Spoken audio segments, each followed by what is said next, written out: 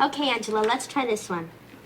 Train A leaves New York at 6 p.m. going 60 miles an hour. Train B leaves Chicago at the same time going 30 miles an hour.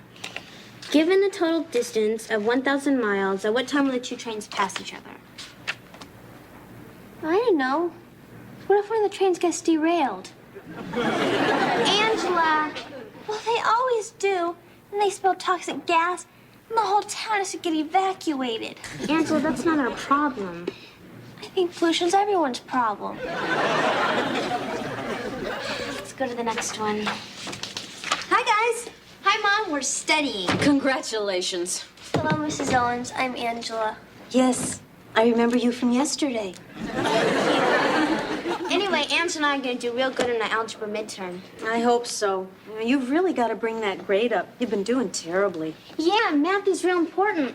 I like when you have to figure out stuff like if a bus leaves Beaver Falls at 4 p.m., how long will it take to get to the ski lodge in the Poconos? Heather. Well, you said I could go skiing if I did better on my test. A lot better. I will.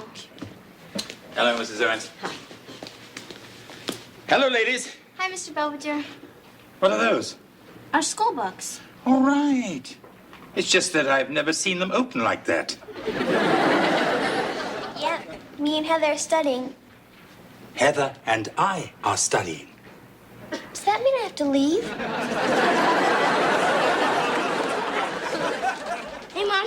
Hi, how did you do? Great, I sold 20 boxes of cookies. Oh, that's not bad for your first day. I'm gonna sell some more to Mr. Belvedere. Is he having his tea yet? Yeah, he just went in the kitchen. But, you know, honey, Mr. Belvedere likes his own special cookies. Yeah, I know.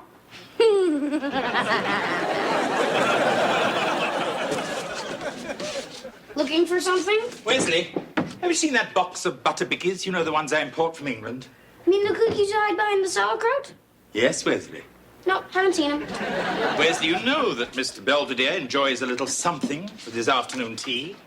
Yeah, I know. Here, try one of these. Delicious. They're chocolate mint. Want another one? Thank you. $3, please. What? I'm sending one for school. They cost $3. I'm not paying $3 for a box of cookies, especially when somebody tricks me. But it's all for a real good cause. All the money we raise goes to buy stuff for the children's hospital. Besides, whoever sells the most cookies wins a trip to Disney World. That's all well and good, but no thank you. Okay. And just to show you there's no hard feelings, you can have one more for free. I don't want any. Just in case you change your mind.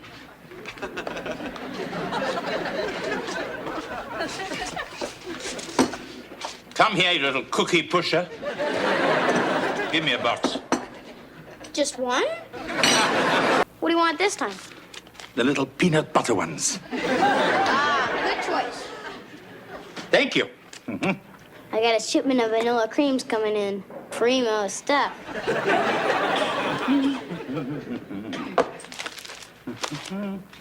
George, have you seen the financial section? I've got it. What happened? Did they move Beetle Bailey? I'm thinking of taking a plunge in the stock market. Really? I was thinking of trying a little investing myself. On what I pay you? Yes, George. Somehow I managed to scrape together $100 or so. $100?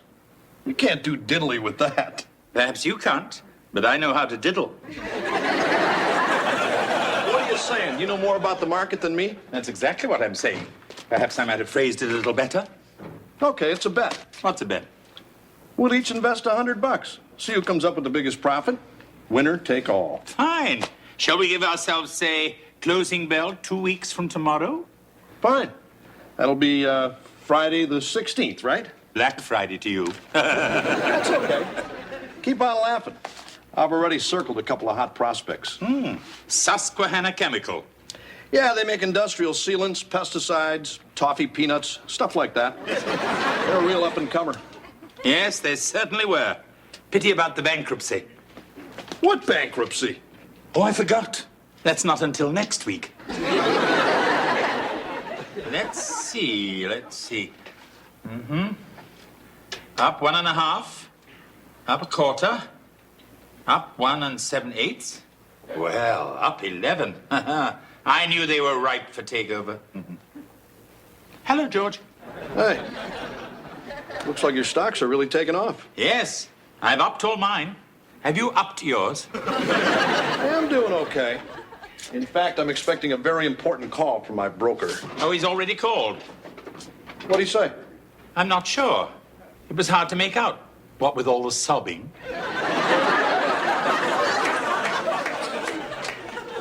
Heather, have you seen Wesley? Kevin took me to the mall to sell more cookies. Oh, honey, are you cold? No, this is my ski outfit. Helps me study. See. Well, I'll talk to you later, Mom. You're back. How'd Wesley do? He sold another 200 boxes. You're kidding. I just don't know how that boy does it. Hey, Mom, I did great. Wes, what happened? What happened to your clothes? Nothing? He went out like that. Well, nobody's gonna buy any cookies if you're dressed all nice. I don't care. I will not have my son going out looking like some sort of orphan. I told people I had parents. Yeah, Dad's an unemployed alcoholic, and you're doing time for armed robbery. I told him he got framed. That's very sweet. Now go upstairs and change into something decent. I just want to count my money first, okay? Fine.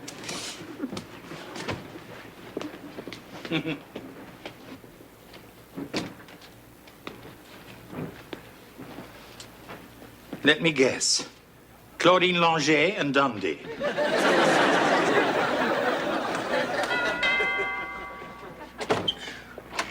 Hi, Angela. Hi, Kevin. Hi, Wesley. Sorry about your parents. Angela, you're late. We're supposed to be studying. I've got a better idea. Huh? Come on, let's go to your room. Okay. Hello, Angela. Hi, Mr. Belfonte. Well, how's the cookie business? Made your first million? I sold every box I had. Oh. And you know what? If I sell 50 more boxes, I'll pass Howie Huffnagel. And he can't sell anymore because he got sick standing in the rain. Wesley. I'm gonna win that trip. I'm gonna go on the space ride, then I'm gonna go on it again. Then if I'm still not sick, I'm gonna go on the teacups. You know, Wesley, you're not just selling cookies to go somewhere and have some silly fun. You're selling them to help children less fortunate than yourself. Yeah, I knew that. Just remember, helping others is its own reward. That should be enough. Sure. Anyway, I saved you a box of pecan chewies. Just put it on my tab. So then, right after Miss Ricky ran off the test, Shelley snuck into the Mimeo room and stole a copy. You mean this is really our algebra midterm? Yep. A bunch of us are gonna get together later and try and figure out the answers. I'm supposed to bring the refreshments. Angela, isn't this sort of like cheating? No. It's exactly like cheating. I'm home, troops.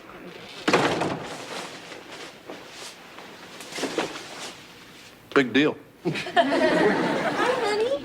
What are you doing home? I finished early. Huh. I thought you had class. Yeah, my lecture was canceled. So where's the kids? They're still at school. Oh. Where's Lord Plushbottom? I believe Mr. Belvedere is at the store. You mean it's just you and me, all alone, in this big 4-bedroom house? Looks like. Hey, guys, where are you going? Oh, I'm glad I caught you. About dinner, which would you prefer? The tongue or the rump roast? You decide. Hi, Mom. Oh, Heather, did you get your algebra test back? Oh, yeah. I did pretty good. 65? It's almost a C minus. Heather, it's a D. Well, it's better than last time. Don't be mad at Heather, Mrs. Owens. It was a very difficult test. Angela, what did you get? 100. I don't understand. You two studied together? You took the same test? I guess Angela just studied a little more.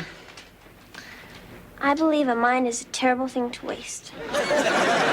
Obviously, I'm very disappointed in this, and you will not be going on that ski trip with Angela. Hey, Mr. Belvedere. Well, if it isn't the Cookie Monster. Hey, Westman, how'd it go? How'd what go? The contest. Oh, I won. You did? Yeah, I sold more cookies than anyone in the history of our school. All right, Enchanted Kingdom, here we come. Oh, I'm not going. What do you mean, honey? I gave my trip away to one of the kids at the hospital. You did? Yeah, Because helping others is its own reward. Right, Mr. Belvedere? I suppose so.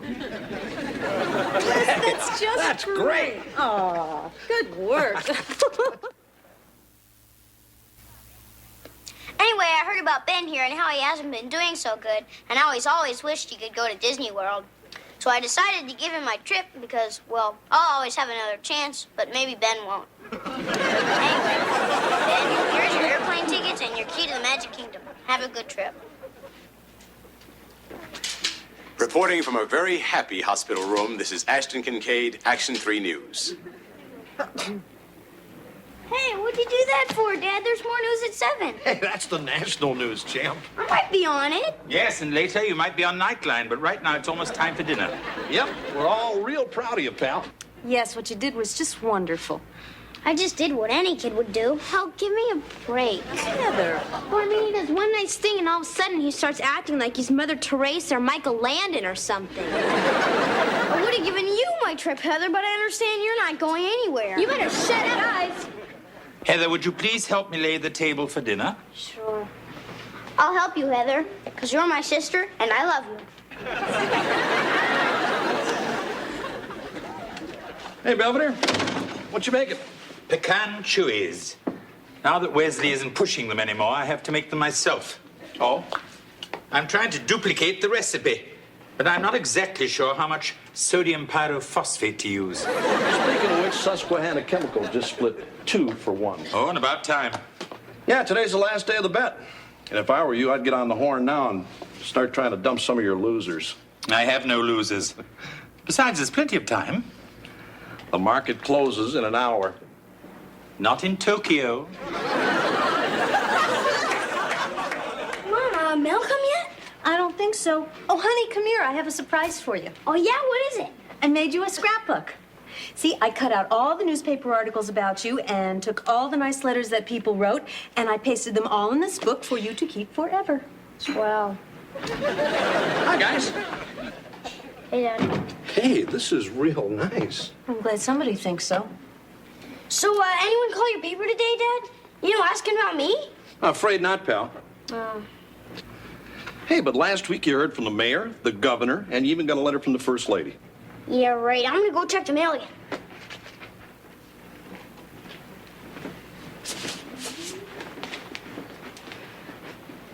Heather, what's all that? It's my ski stuff. Hey, look, we've already been through all this. You're not going on that ski trip today. I know. I'm loaning my stuff to Angela. Oh, I'm sorry. Is it still okay if she goes? See you at dinner. It's open, Angela. Hi, Mr. Velveeta. Hello, Angela. And it's Belvedere. Oh, I'm sorry. I'm not very good at names. That's right. Numbers are more your forte. Huh? Once again, congratulations on that marvelous achievement, your algebra test. Oh, it was nothing. While you're here, you might help me figure out this recipe. I was never very good at math. Oh, sure. You see, it calls for 1.5 cups of rice to serve 3 people. And I want to serve 6 people. So how much rice should I use? Why can't they just share? Here. Yep. Angela has just been helping me figure something out. Uh-huh. Excuse me. Got all your ski stuff? Yeah, come on. I don't want to miss the bus. Hey, my name is Wesley T. Owens. May I speak to Frank Sinatra, please? Well, I'm this little kid from Pittsburgh, and I did this really wonderful thing, and I think maybe Mr. Sinatra would like to know about it. Wesley, what are you doing? Nothing. Just told Frank I'll call back later. Bye. Thinking of joining the Rat Pack? I want to go see Mickey Mouse. I see, but you already gave your prize away. So did Joey Martinelli, and he still got to go. Who's Joey Martinelli? Kid I read about in this article. See, he won a week at the World's Fair selling chocolate bars. Only, when he gave his trip away, this rich guy read about it and sent him there for 2 weeks. In other words, you did your wonderful deed. Not only expecting praise and recognition, but a better trip as well. Yeah! That's the Wesley I've come to know and suspect. I've even figured out exactly how much somebody's got to give me. See, $1,197. That includes the plane tickets and the hotel room and the Musketeers and everything. I wouldn't hold my breath. But I gotta go. I deserve to. I'm the one who did all the work, not that kid in the hospital. Then perhaps you better just go over there and tell him you want it back. Okay? Let me get my coat.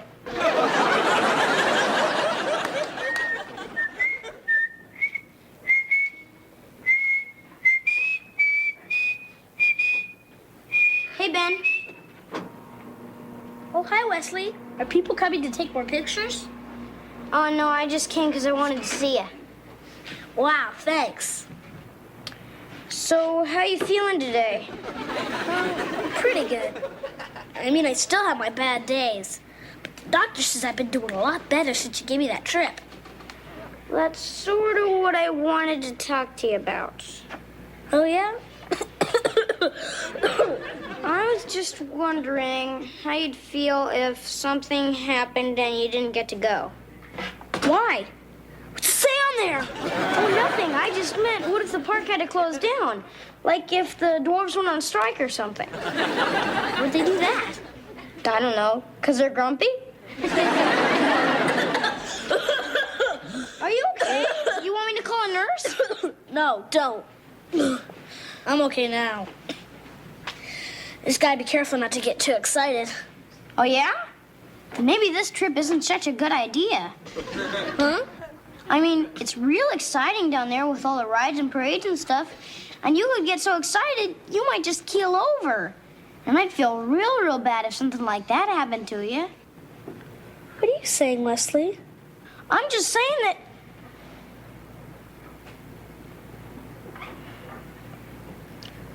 maybe you shouldn't go on all the good rides the first day.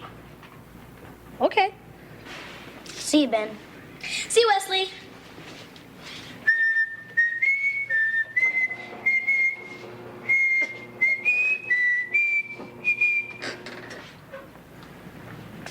I couldn't do it. You must be losing your touch. Yeah, tell me about it.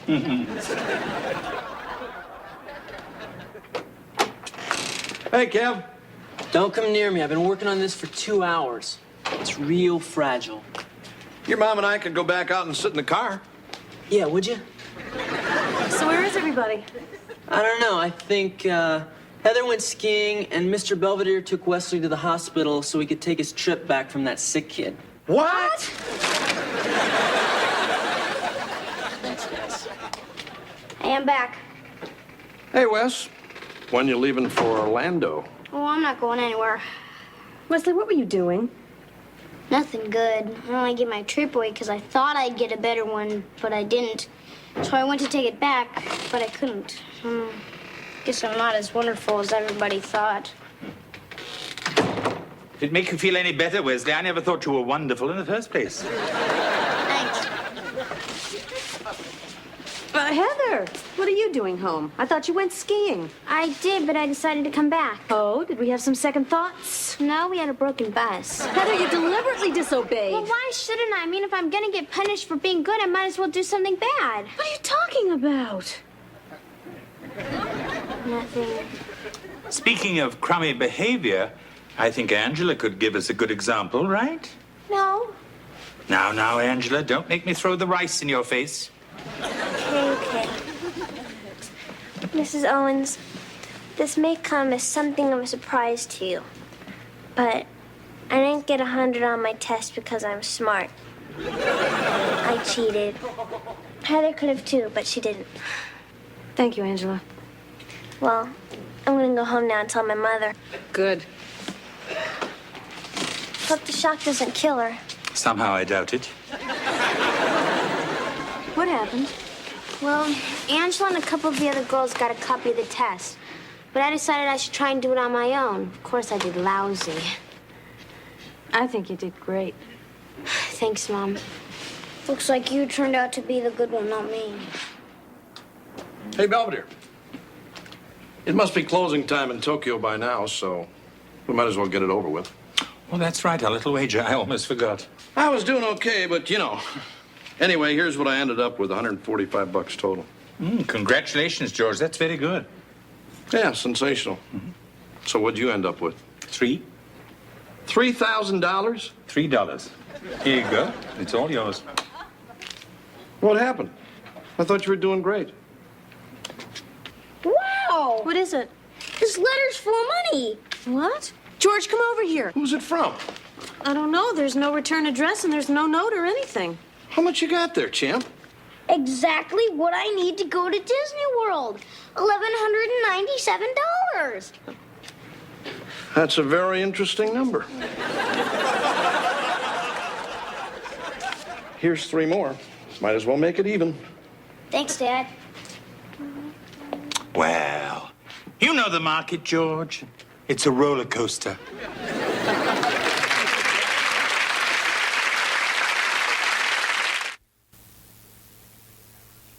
At any rate, I received 2 postcards today. Wesley and George seem to be having a splendid time in Florida. And no, I don't wish I were there. While Heather and Marcia seem to be having a marvelous time, swooshing down the slopes of the Poconos. What with Kevin spending the weekend with friends, I find I have the house to myself. And you know what that means. Let's mumble.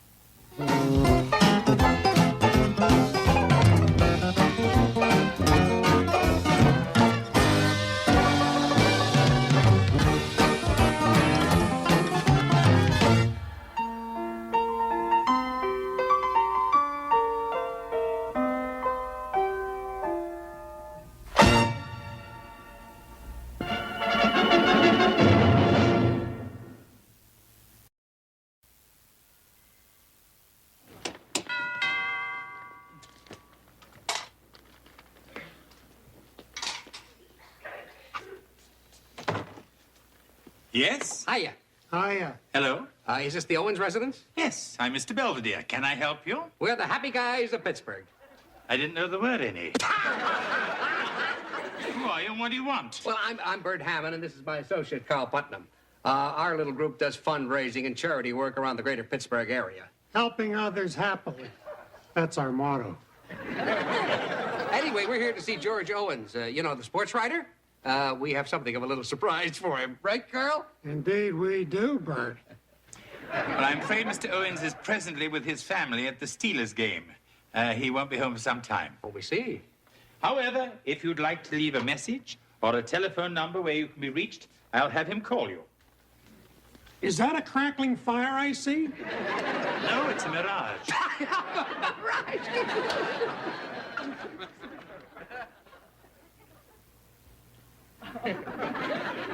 Fire's almost out. That usually happens as time goes by.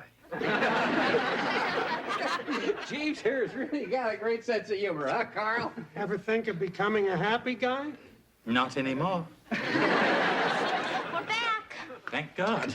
I can't believe the Steelers got ripped like that. Oh, cheer up, honey. We had a fun time. The longest afternoon of my life. And it's not over yet. George, I don't know if you remember us, Bert Hammond. This is my associate, Carl Putnam. We're the happy guys of Pittsburgh. Oh, sure. The 3 of us worked on that fundraiser last year, remember? Oh, yeah, for the handicapped children. Yeah, you arranged the game between the Pirates and the Pittsburgh Press Club. Yeah, that was a great game, Dad. You struck out 3 times. I was clowning around, Wes. Not as far as we're concerned, right, Carl? Far from it, Bert. You see, George, every year about this time, us happy guys like to get serious for a while. To honor the public-minded individual who best exemplifies the spirit of the happy guy. Oh, yeah? George, in recognition of your dedication and your hard work, it is my privilege to tell you... Our privilege. Excuse me. Our privilege. On behalf of our beloved president and founder, Vladimir P. Bud Nebling, to name you Happy Guys of Pittsburgh's Man of the Year for 1985. That's great. Congratulations. I mean, I don't know what to say. Well, don't say anything. Just save it for your speech. Speech? What speech? Your acceptance speech, silly. At the banquet. Oh. Well, we better be going. We don't want to wear out our Happy Guy welcome. Oh, I'm afraid it's too late for that. You've got to promise to bring this guy with you. Yeah, sure. Well, we'll see you next Friday. Not if we see you first. So,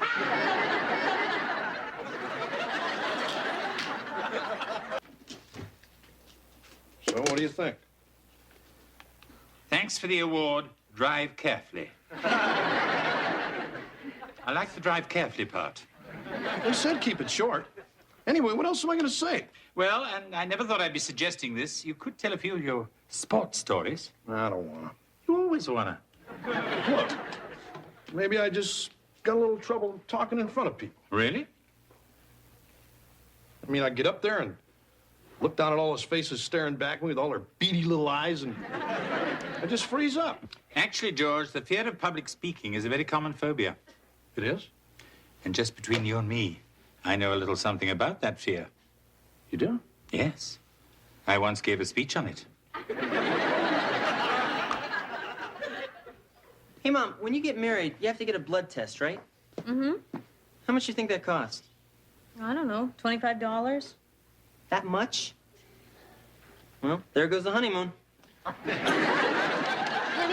is there something you want to tell me? Oh, no, it's just, well, I got married yesterday. You what? It's okay, Mom, I had to. George! It's just a school assignment. Huh? It's for my family awareness class. Everybody got paired off, and then we have to pretend like we're husband and wife with jobs and a budget and all that stuff. Oh, fine. Just don't let all that pretending get out of hand. Don't worry about it. I'll get it. May I help you? Hi, I'm Wendy. I'm Kevin's wife. Oh. Does he know? Hi, Wendy. Hi, Kevin. I brought the classifieds in case you want to start looking for an apartment. Great. Did this happen when you were drinking? Will you get out of here? Heather! Don't pay any attention to him. He's just my stupid little brother. It's okay. In-laws, right? Right. Well, come on. We might as well get started. Hey, look, I'm sorry you got stuck with me for a wife. Huh? Well, you were probably hoping for somebody like Roxanne Fitch, all skinny and gorgeous. I've heard some guys go for that. Hey, it's okay. I don't mind. Sure. Besides, like my dad says, there's two kinds of girls in the world. The kind you fool around with and the kind you marry. I don't think I'm either of those. Hey, here's a good one. 2-bedroom, 2-bath, balcony overlooking river. Kevin, that apartment's $850 a month. We can't afford that. We can't afford anything with these crummy jobs they assign us. I mean, I'm only making $300 a week as a welder. Yeah, and I'm not doing so great as an exotic dancer. Maybe we should switch. I don't think that's allowed. Too bad. I think I'd look better with the blowtorch. Hey, what's with you? How come you're always knocking yourself? I just figure, why not get there early and beat the crowd? Look, you're a nice person. You've got a real good sense of humor. And I don't think you should waste it putting yourself down all the time. You keep talking like that, you might get lucky tonight. Gotta work tonight. Wesley,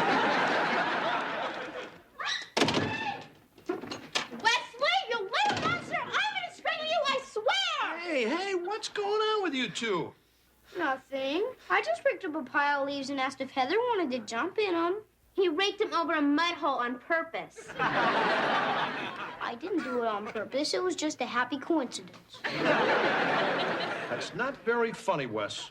Your sister might have gotten hurt. I'm sorry. I gotta go change. Hey, is that your speech for the happy guys, Dad? Yeah, pal. Oh, boy, can I read it? It's still not quite finished. That's okay. I'd rather hear it at the big dinner anyway. Oh, right. Gee, I hope we get a table up close, because that place you're giving the speech in is humongous. It is? Yeah, I think last year they had the rodeo there. See ya. Hey, Dad, this is Wendy. We're going out to price some bedroom furniture. Ah, great. Get something sturdy. Hey, Dad, I'm gonna be upstairs and you don't have to tell anyone, okay?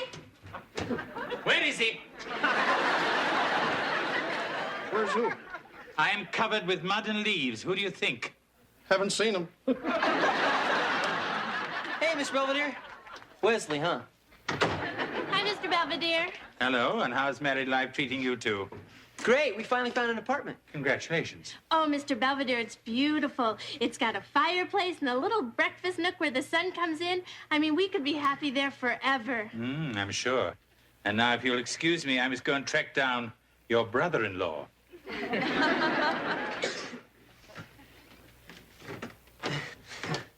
Well, we better get this put together. Our assignment's due Friday.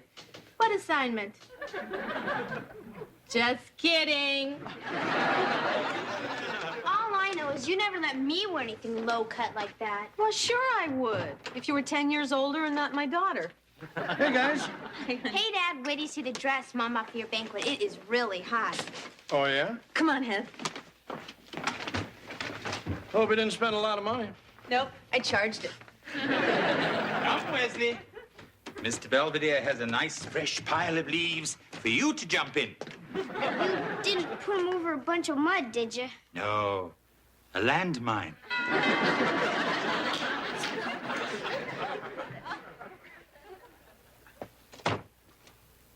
Well, if it isn't the happy guys. At the moment, we're not very happy. Is George here? Yeah, guys, how's it going? Well, since we got your note, not very well. George, how could you do this to us? We sold every ticket. Dad, what are they talking about? I kind of changed my mind about the awards, Wes. Your dad says he doesn't want to be our man of the year anymore. How come? Look, I don't really deserve this thing anyway. And even if I did, I don't have time for it. So thanks anyway. But you better get yourself another guy. George, the banquet is this Friday. Where are we going to find a man of the year at this time of night? Look, I gotta go in the kitchen and bake a cake or something. Excuse me. But, Dad... Sorry, Wes. So, you busy Friday?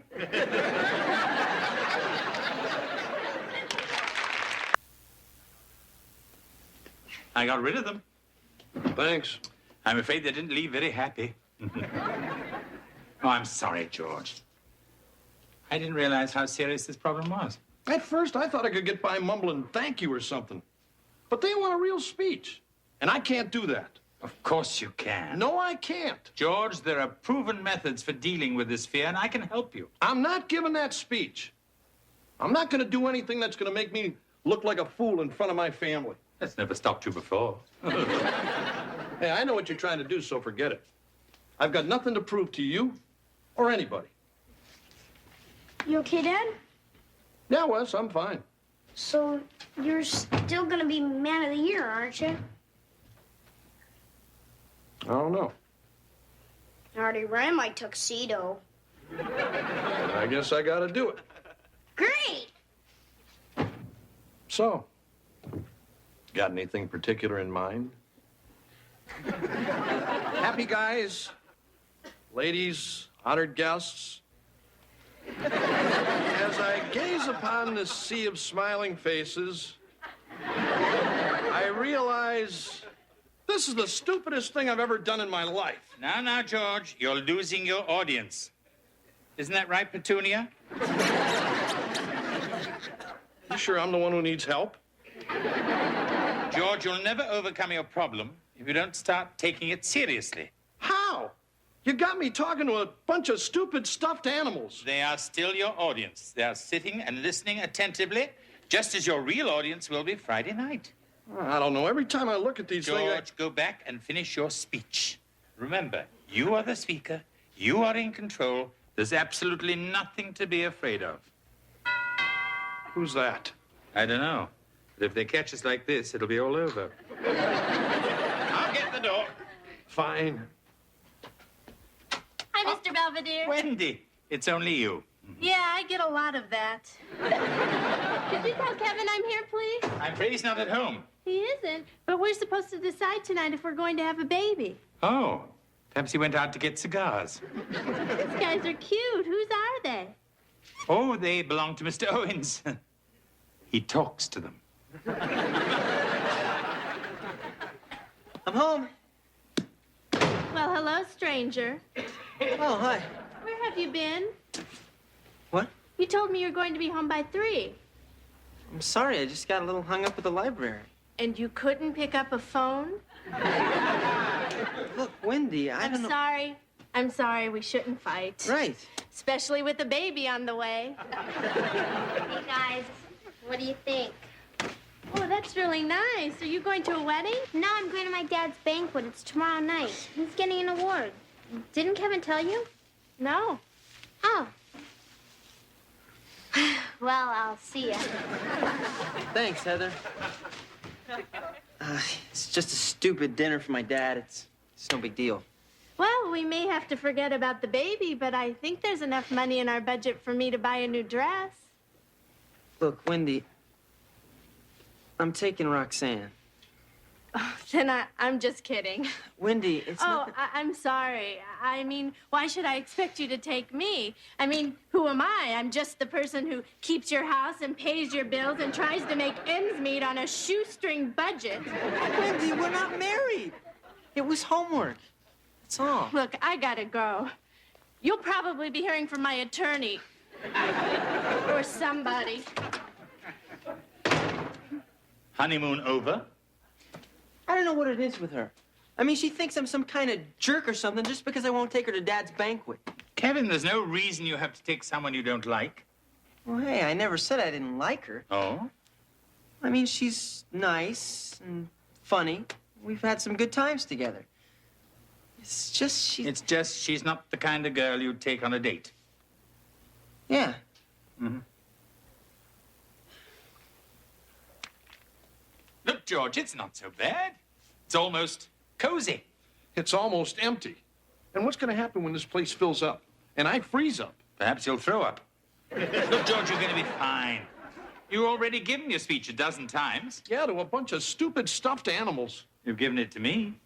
You're not a big crowd. I mean, you're barely a small gathering. That's it, George. Keep your sense of humor. I'm sorry. Look, George, just relax. Now get the feel of the room, huh? You're going to be fine. You think so? See you in a bit. Hey, where are you going? To pick up my date.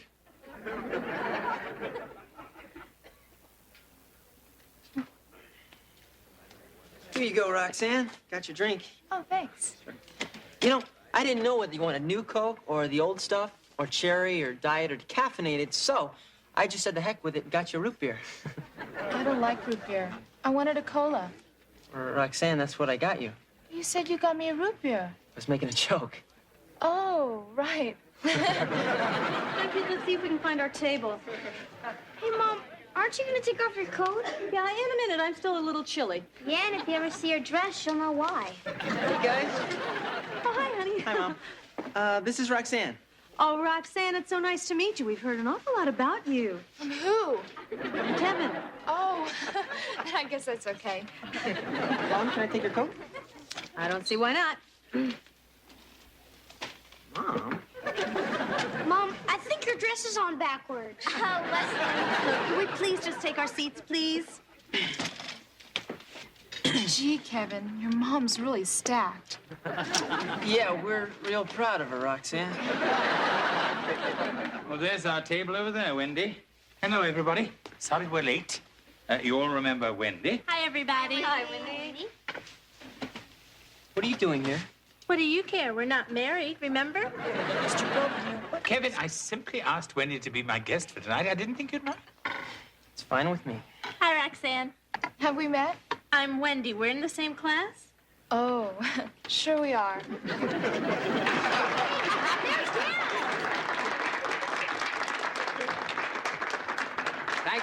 Thank you, happy guys and gals. And welcome to the annual Happy Guys of Pittsburgh Man of the Year Award Banquet. You know, I think it was a very wise happy guy who once said, if you can keep your head when everyone around you is losing theirs, You'll be the tallest guy in the room. But now, seriously, I want to tell you something about George Owens, our man of the year. Now, George is such a wonderful guy, we were going to erect a statue of him in the park. But then we thought, why scare the pigeons? Excuse me. I'm sorry, but I have to interrupt you, Bert. Why, am I slip showing? Please, ladies and gentlemen, I have an important announcement. I've just been informed that our president and founder, Vladimir P. Bud Nebling, has been suddenly stricken. He's been rushed to St. Stephen's Hospital, where his condition is listed as grave. The doctors say the next hour is critical. Oh, my God. Put it right here. I've arranged for a direct line to the hospital, and the doctors have promised to call as soon as they have news of Bud's condition. One way or the other. Take it, Bert. Oh. Well, thank you, Carl. I know that my prayers and the prayers of all us happy guys are with Bud as he valiantly clings to life. Oh, here's our man of the year, George Owens. Thank you, Bert. Carl, for that lovely introduction. Happy guys, ladies, honored guests. I haven't seen so many smiling faces since the Pirates said they might leave Pittsburgh. That's okay. I guess you had to be there. Gee, Dad's not doing so good. Shh. Pretend you don't know him. You know, you look real nice tonight. You don't have to say that. No, I mean it. What are you talking to her for? Do you mind? I'm getting a compliment. Yes, I mind. He's my date. Well, I'm having his baby. Isn't it fun when we double? That hit the spot. There's nothing like plain old Pittsburgh I'm tap leaving. I'm water. tired of being ignored. Come on, Roxanne. No, look, I'll go. No, Wendy. I'm sorry. I shouldn't have come in the first place. Sure you should have. Except you should have come with me. You mean it? Hey, what about me? I'm available. If you'll just be quiet, your father's trying to give a speech. Hey, that's my mom you're whistling at. As long as my family's up, I might as well introduce them all. The one dressed like a stripper is my wife, Marcia. Seated down here is my daughter, Heather. And then my son, Wesley. See you in court, Wes. And then my eldest boy, Kevin, who brought his lovely wife and some broad I've never seen before.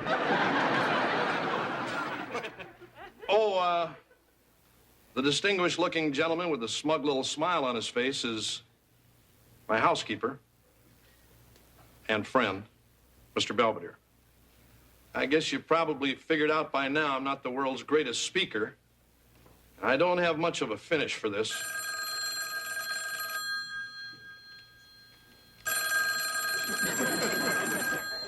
Maybe I do. Hello? Mm-hmm. Okay. I'll tell him. Bud's gonna be okay. Thank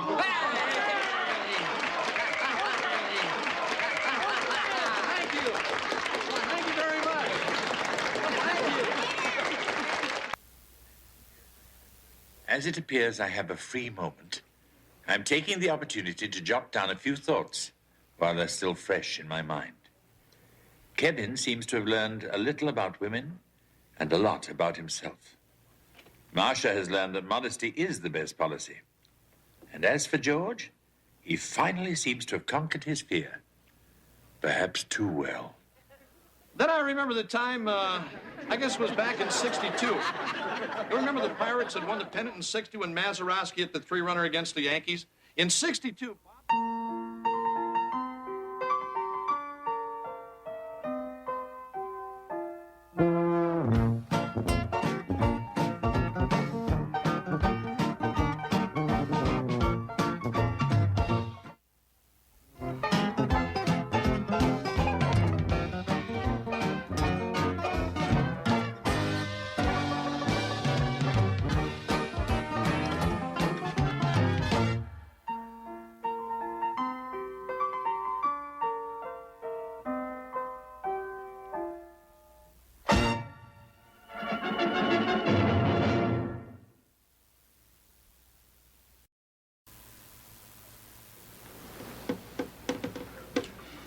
Wesley, it's still your move.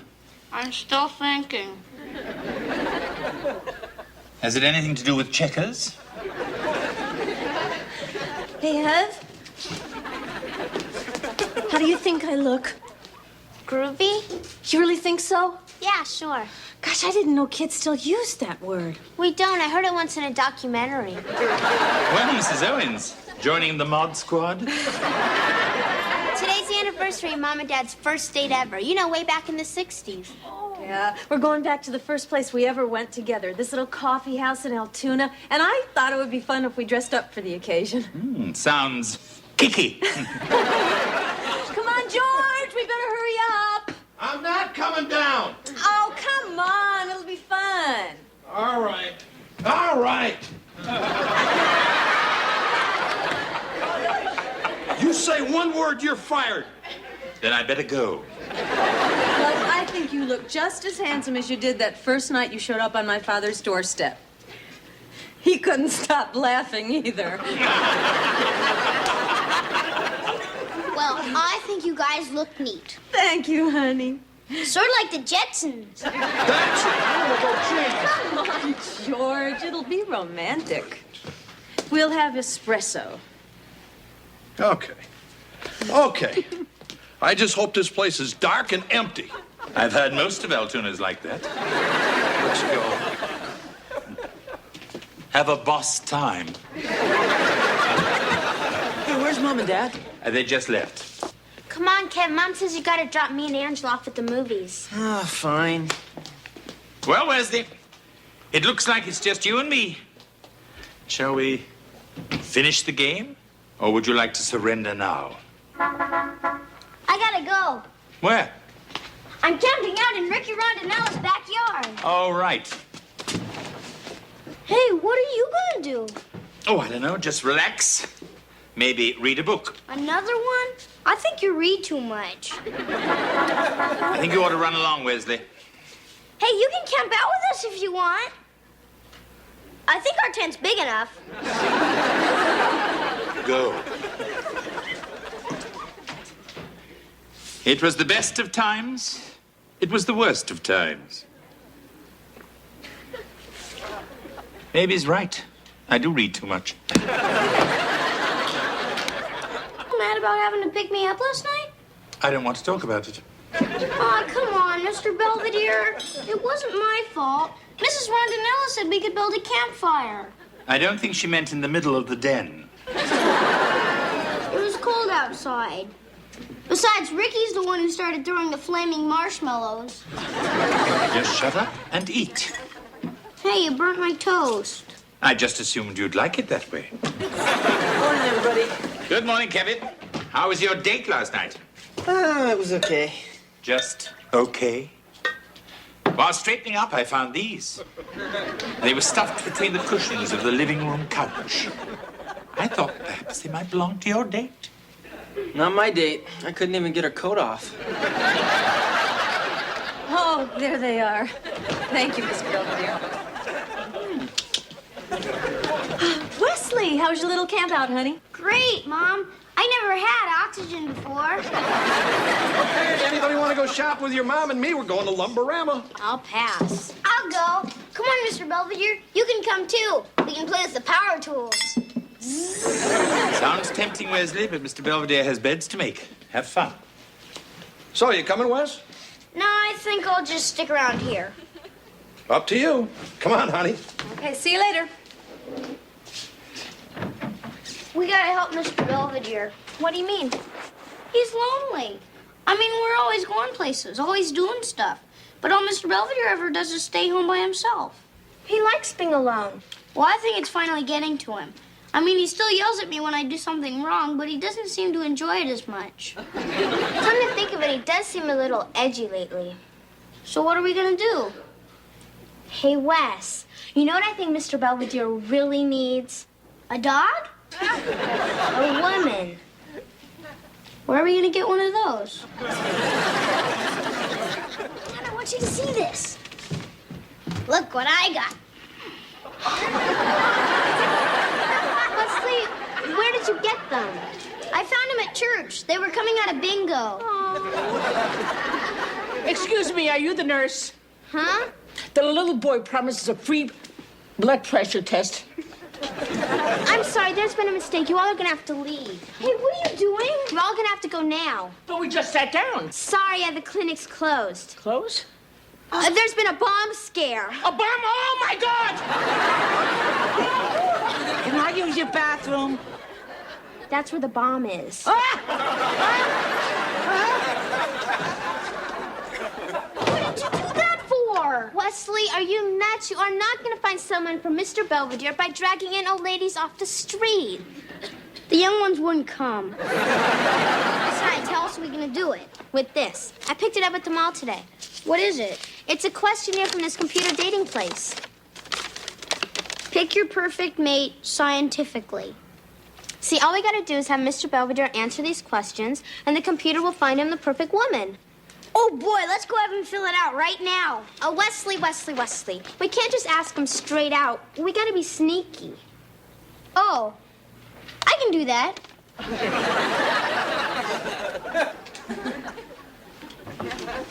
Hey, Mr. Belvedere. Hello, Wesley. Anyway, I was just wondering, if you were stranded on a desert island, who's the one person you'd most want to be stranded with? And you can't say me. Wesley, if I couldn't be with you, I'd just as soon go down with the ship. And I was also wondering, do you think love and commitment should precede sexual intimacy, or is physical gratification an end unto itself?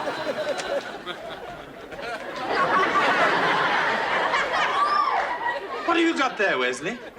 Nothing. I mean, it's just something for school. Whose school? Masters and Johnson's? I gotta go now, Mr. Belvedere. Bye. What you doing, Wes? Finishing up my mural for the open house at school. Oh. Oh, gee. Honey, you want to come take a look at this? What exactly is it, Wes? It looks a little grisly. It's my history of punishment in colonial America. I kind of wondered why that lady was on fire. Oh, she's a witch. And this guy got drunk, so he's in the pillory. And he's getting tarred and feathered because he liked the English. And she's getting dunked for fooling around while her husband was away. Well, honey, this is all very colorful. But I thought you said you were going to paint Betsy Ross sewing the American flag. I did. That's her down there with her feet chained together. Well, at least her hands are free. Keep up the good work. You're still doing that? Hey, what'd they tell you at the computer dating place? Forget it. They said they got nobody with Mr. Belvedere's interests. You're telling me there's nobody out there who likes opera and eats corn dogs? Hey, Wes, what about your open house? Huh? Well, there's gonna be a lot of women there. Oh, yeah. All my friends' mothers. And most of them are divorced and real desperate. Hello, children. Hi, Mr. Belvedere. Hey, Mr. Belvedere. Wesley, how's your salute to cruelty coming along? Great. And you can see it all hung up when you come to my open house at school. The last time I went anywhere where people knew you, I barely got out alive. That was just church. This is different. Yeah, well, anyway, here's my classroom where I do everything. Fine. Just remember to introduce Mr. Belvedere the way he told you to. I will. Oh, hi, Wesley. Hey, Ricky.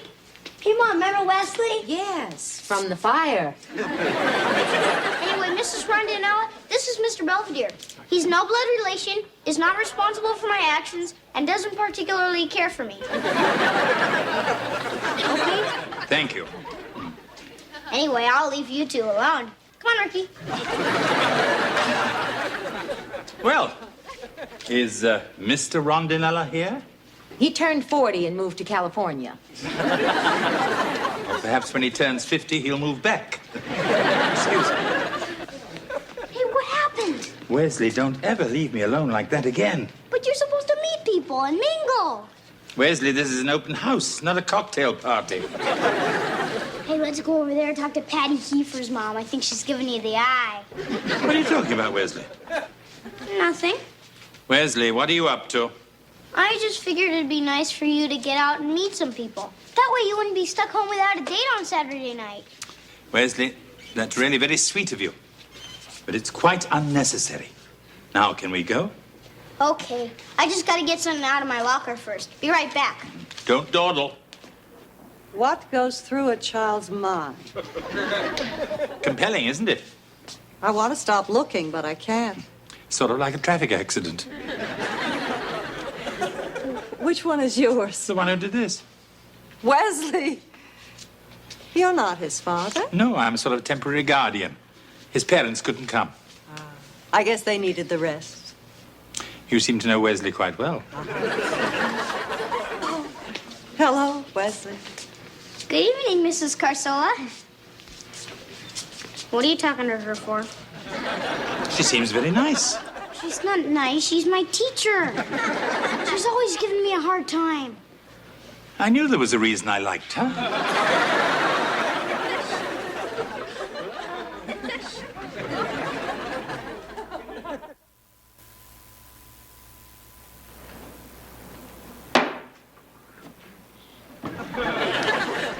Leslie, did you finish that whole carton of chocolate milk?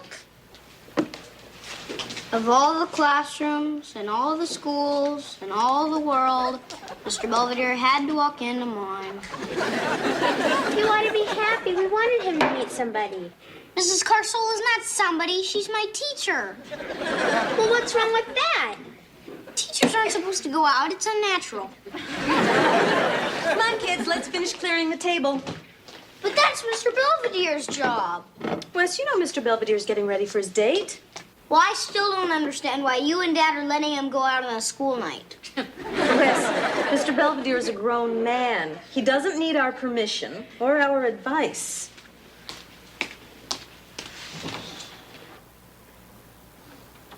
You decent? For the time being. Brought you a little something might help you out tonight. Oh? You give this to Miss Crabtree, she may keep you after school. Must you cheapen everything? Yeah, it's fun. So I guess you're getting a little nervous, huh? Not at all. If you want, I'd be happy to give you a few pointers. If we were going bowling, I would be happy to ask. Unfortunately, we're stuck with the opera. Oh. Anyway, I got one thing I know you need. She's picking me up. Oh? She paying for you, too? They usually insist.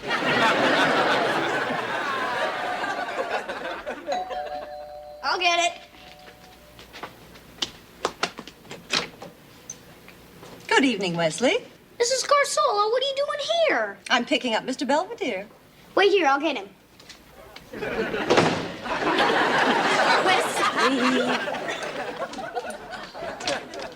Mrs. Carsola, I'm so sorry. Won't you please come in? Thank you. I don't know what's gotten into Wesley. He's usually so polite. I'm his teacher, dear. Don't con me. Mrs. Carsola, you remember my husband, George? Yes, we met after Wesley's little incident at the Natural History Museum. Hey, if I told that kid once, I told him 1,000 times, don't lean against the dinosaurs.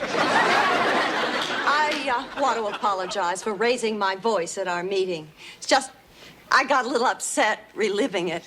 We understand. And I'm sorry I had to slap you. It's okay. Hello, Isabel. Oh, all set, Lynn. Ready when you are. Have a nice time. Oh, Wesley, have you shown your parents that spelling test? No. Wesley? N-O spells no. Wesley! Hey, come on, one at a time. You just march yourself right upstairs, young man, and bring us back that test. Okay. Come along, Isabel. We don't want to miss the opening aria. Do we still have time to stop and pick up a couple of corn dogs? There's always time for corn dogs. This is a nightmare.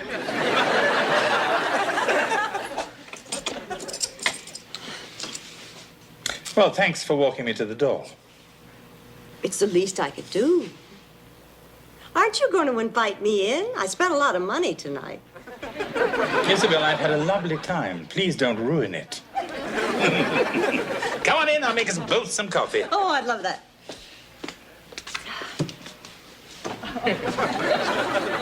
Wesley. We will discuss this In the morning. Oh boy, chocolate chip cookies. Hey, whoa. They're not for you, they are for Isabel and me. You're taking her out again? Mm-hmm. We're going to a little indoor picnic at the Art Museum. I'm bringing the dessert, and Isabel is bringing the wine and cold chicken. But it's your day off. We always do something together on your day off. I know. That's why it seems that I never have one. Come on, Wesley. I'll be home early this evening. Perhaps we can do something together then. Yeah, sure. Don't you have an essay you should be working on? Man, does she have to tell you everything? You can have one if you like. I don't want one anymore.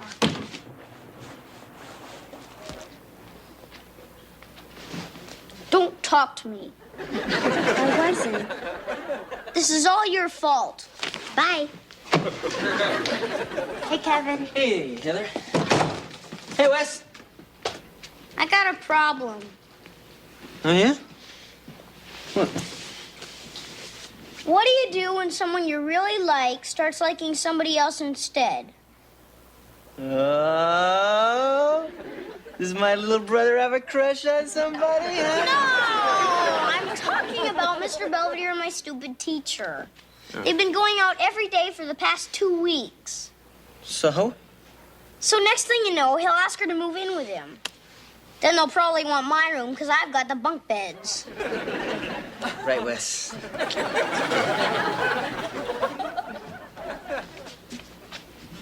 I emptied all the trash. Fine. Now you can start on the erasers. Yes, ma'am.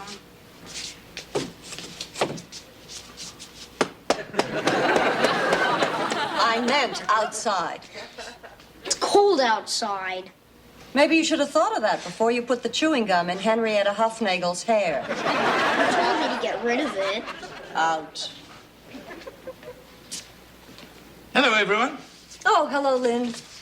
Hey, what are you doing here? I believe Mrs. Carcella wanted to talk to me. Hey, when I'm bad, you're supposed to call my mom, not your boyfriend. Wesley. Sorry. Apparently, Mrs. Carcella received a very disturbing letter.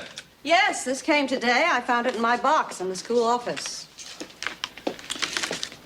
The man who calls himself Lynn Belvedere is not what you think. He has a wife in England and about 8 kids who are all looking for him. Stop seeing him for your own good. Sincerely, the informer. P.S. He's wanted in 3 states. Actually, it's 4.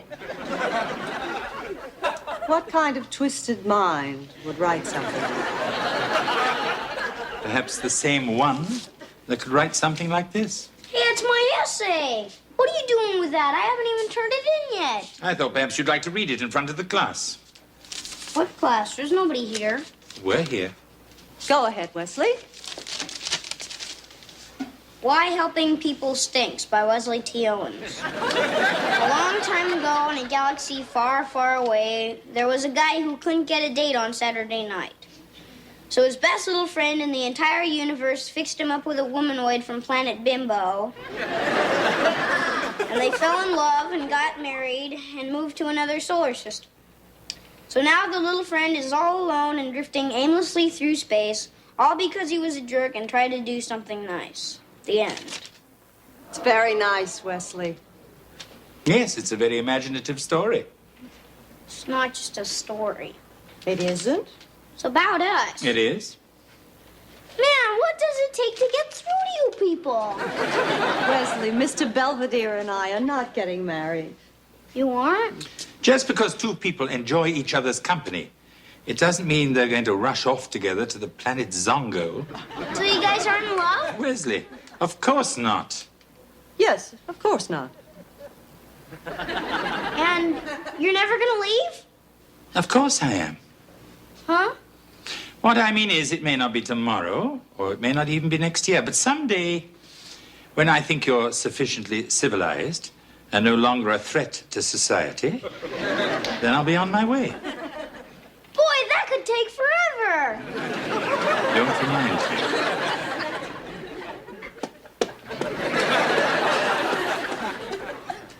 Hey, Mr. Belvedere, Got another hot date with Mrs. Carsola? Your brother and sister are making me take them to the drive-in. So you're stuck with the wagon, huh? I don't mind. When your brother misbehaves, I can make him sit in the back and face the wrong way. Come on, Marcia, we're gonna be late. You're just doing this to get back at me. Come on, honey, it'll be fun. All right. All right.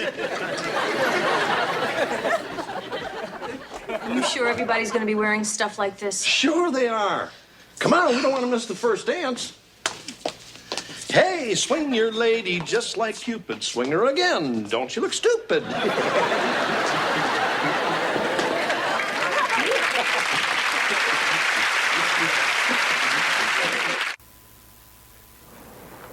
Wesley seems to have reconciled himself to Isabel and me seeing each other from time to time. In fact, he's even threatened to come along on one of our picnics. Speaking of Isabel, she keeps suggesting we spend the weekend together in Atlantic City. Her treat. I may be old-fashioned, but I think she should take me to Monte Carlo.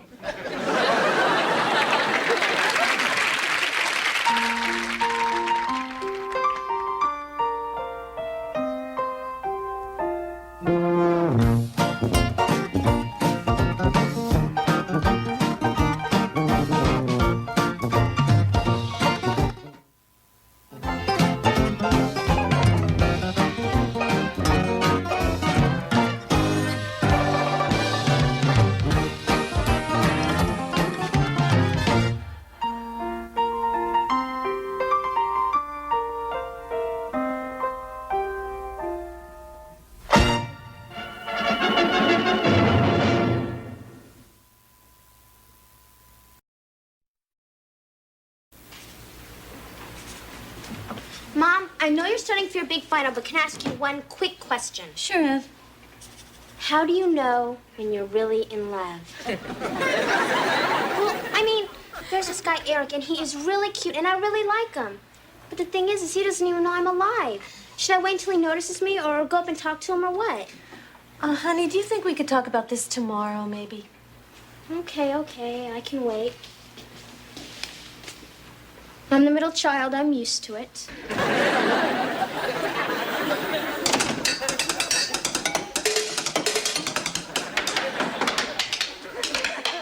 Hey, Mom. Am I bothering you? Sorry. You're getting better with those. Thanks. You know, my band teacher says if I keep it up, he might even let me get a drum. Yeah? And if I keep this up, I might even pass my exam. Oh, God, I forgot you're cramming for your finals. They're tomorrow, huh? So I guess you must be getting a little nervous. No, why should I? I mean, the last final I took was what, 17 years ago? Really? I didn't know they had it back then. Mom, just look at my costume for the hygiene fair. You look like a perfectly fine tooth to me. I'm supposed to be a bicuspid, but I think I look more like a molar. Does this belong to anyone? Yeah, it's mine. Well, it doesn't belong on the stairs, and you don't belong in here. Your mother's trying to study. All right, we're going. Don't study too hard. What about me? Go floss yourself.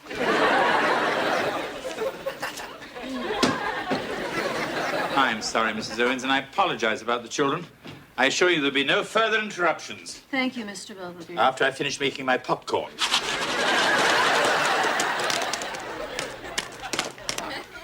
A contract may be rejected by stated refusal, by implication via counter offer, or by acceptance on a conditional basis. Would you like some eggs? No, thanks.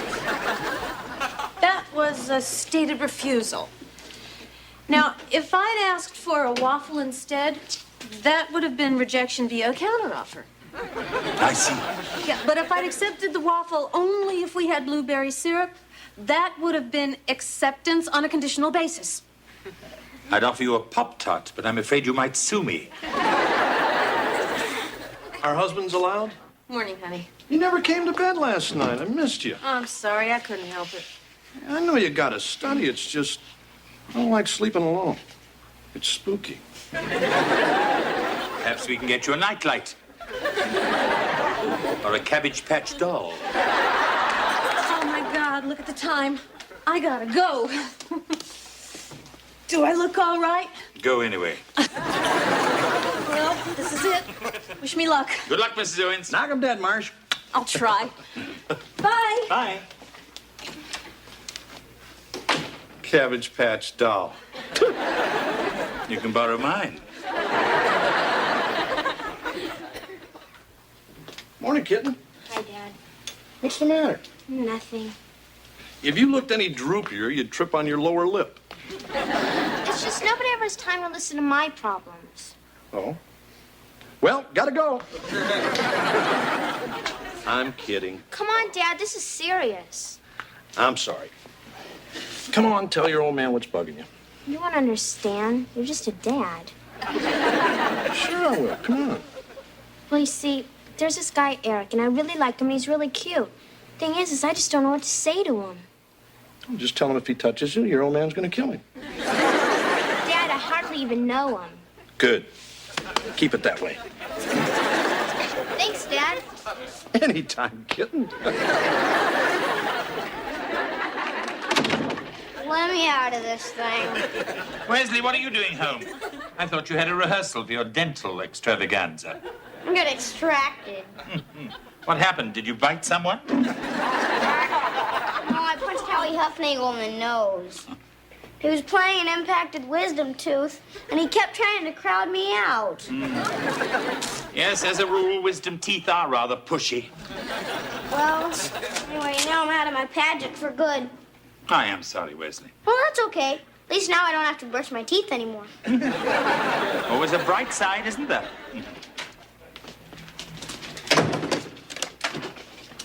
I can't do it. You've never had that problem with the phone before. Look, Mr. Belvedere, I got his number. Whose number? Eric's. I stole it out of the attendant's office. Now that I got it, I don't know what to do with it. Well, I think if you stole it, you should take it back. I mean, that's always what Mr. Belvedere makes me do. Heather, as long as you've got it, you might as well use it. Well, what's he gonna think? I mean, a girl he hardly even knows calls him from out of nowhere. He's probably gonna think I'm real desperate. Or easy. Heather, there's absolutely nothing easy about you. Thanks. Ah, Mrs. Owens, how did we do on our test? I don't think she did so good. Hey, Mom, are you okay? If anyone cares, I'll be upstairs. Hey, Mom, you made a poem. If anyone cares, I'll be upstairs. If anyone cares, I'll... Boy, she seems pretty upset. Yeah, I think I should go have a talk with her. Wesley, I don't want either of you children disturbing your mother. That's my job.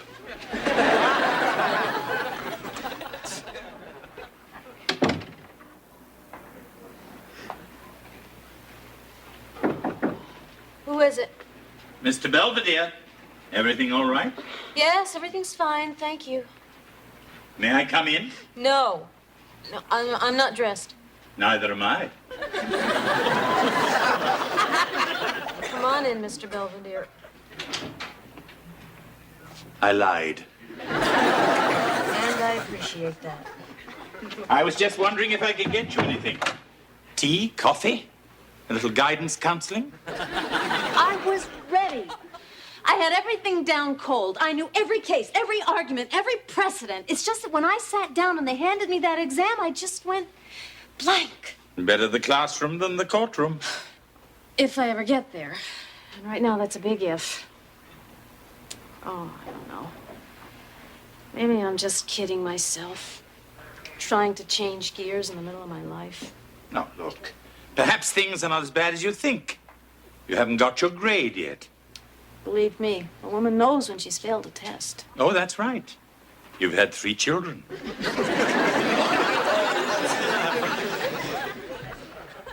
Hey, Heather. Phone. Who is it? It's Eric. Eric! Ah! I didn't even know I had my number. Hello, Eric? This is Heather. What do you mean, what do I want? You called me. I told him you wanted his body. Sorry, can't talk now. Bye. Wesley, I'm gonna kill you, I swear! A simple thank you will be enough. Hey, guys, what's going on? Hi, my life is ruined. I got kicked out of my pageant. Great, where's your mom? She's up in your bedroom with Mr. Belvedere, and they don't want to be disturbed.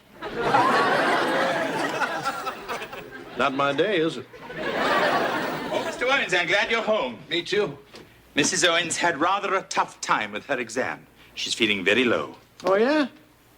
Well, come on, guys, let's go up and jolly up old Mom. Hey, look what I got. Did anyone order a firing squad? Probably for me. Hey, honey. Looks like somebody forgot to bring an apple for the teacher.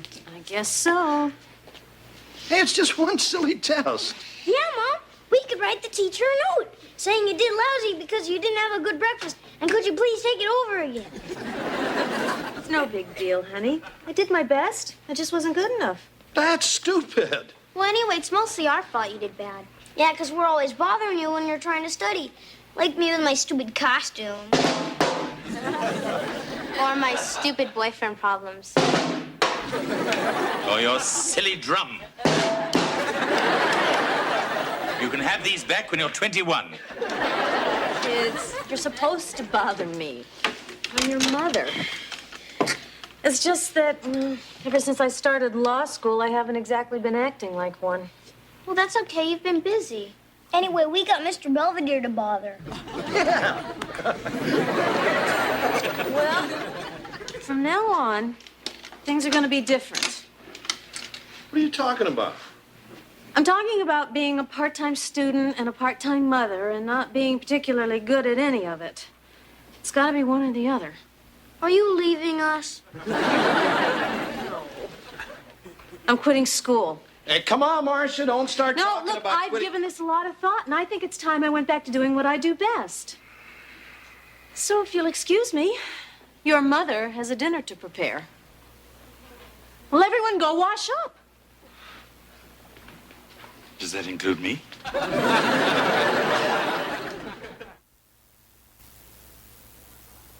Any luck? She doesn't want to talk about it. All she keeps saying is she's going to make us the best dinner we ever had. Better than mine? She's not just upset, she's delirious. Where do I keep the egg beater? Top middle drawer. And the eggs? In the chickens? I wish there was something I could do. You could pack. Perhaps I should. I'm kidding. Look, she's just a little tired. All she needs is one good night's sleep, and she'll be back to her old scholastic self.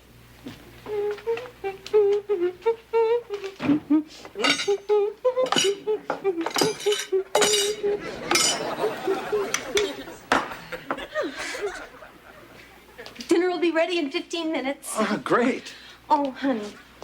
Look, I know I've been neglecting you lately, but I just want you to know that I'm going to be making it all up to you, starting tonight.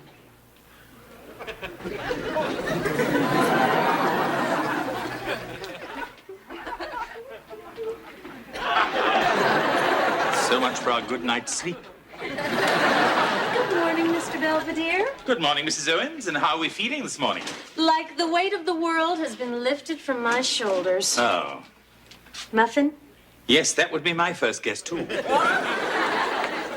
You know, I've forgotten how gratifying baking can be. I mean, you put together flour and sugar and milk, and presto, muffins. You don't have to convince anybody they're muffins. Nobody calls on you to explain your muffins. They're just muffins. Yes, I used to feel that way about donuts. Well, since you've done all this, I'll make the coffee. Already brewing. Then I'll make some juice. Already squeezed. Bacon? In the warmer. Fine. Just let me call Goodwill, and I'll have myself picked up. Morning, Westman. Morning, Dad. Hey, Belvedere, what smells so good? It's your wife. She's found fulfillment making muffins. Really? She hasn't made those in years. Breakfast time! Breakfast, everyone!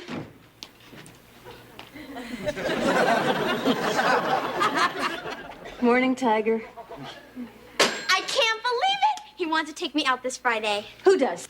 Eric! What am I gonna do? What am I gonna wear? Well, we'll go out to the mall this afternoon and pick out something nice for you. You mean it? Hey, Mom, can I come too? I want to stop at the pet shop and take a look at the lizard. Oh, sure, honey. Now, come on, everyone, into the kitchen. Breakfast is ready. You don't want those blueberry muffins to get cold. Oh, boy. Something sure smells good.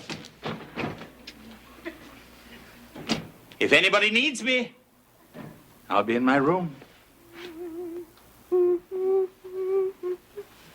Now, that's what I call a shine. Hey, honey.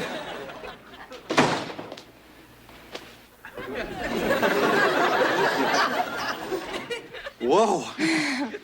How was work? Oh, it was okay. So what have you been doing all day? Waiting for you. What would you say if I told you I had a headache? I'd say I knew how to cure it.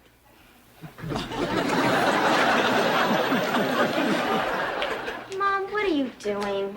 Oh, I'm just making some treats for when your little friend comes over. Mom, Eric and I are going to the movies. We're not going to have time for all of this. There's always time for good manners. Besides, your father and I want to meet him. Fine.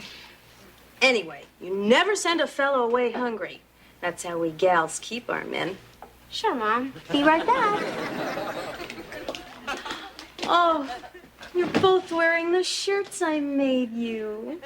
Thank you, Mom. Well, I think Mom has finally flipped. Hello, children. Hi, Miss Belvedere. Hey, Mr. Belvedere, where you been? Feeding squirrels. It's the one thing around here your mother hasn't already taken care of. Yeah, it seems like all she wants to do lately is cook and clean and make things. Suddenly she's taking an interest in everything we do. Yeah, and with some of the stuff I do, I don't need the attention. The thing is, Mom acts like she's happy doing all this stuff. And I don't think she is. Maybe you're right. The question is, what are you going to do about it? We don't know. Yeah, thinking of good stuff like that is your job. At the moment, I don't seem to have a job.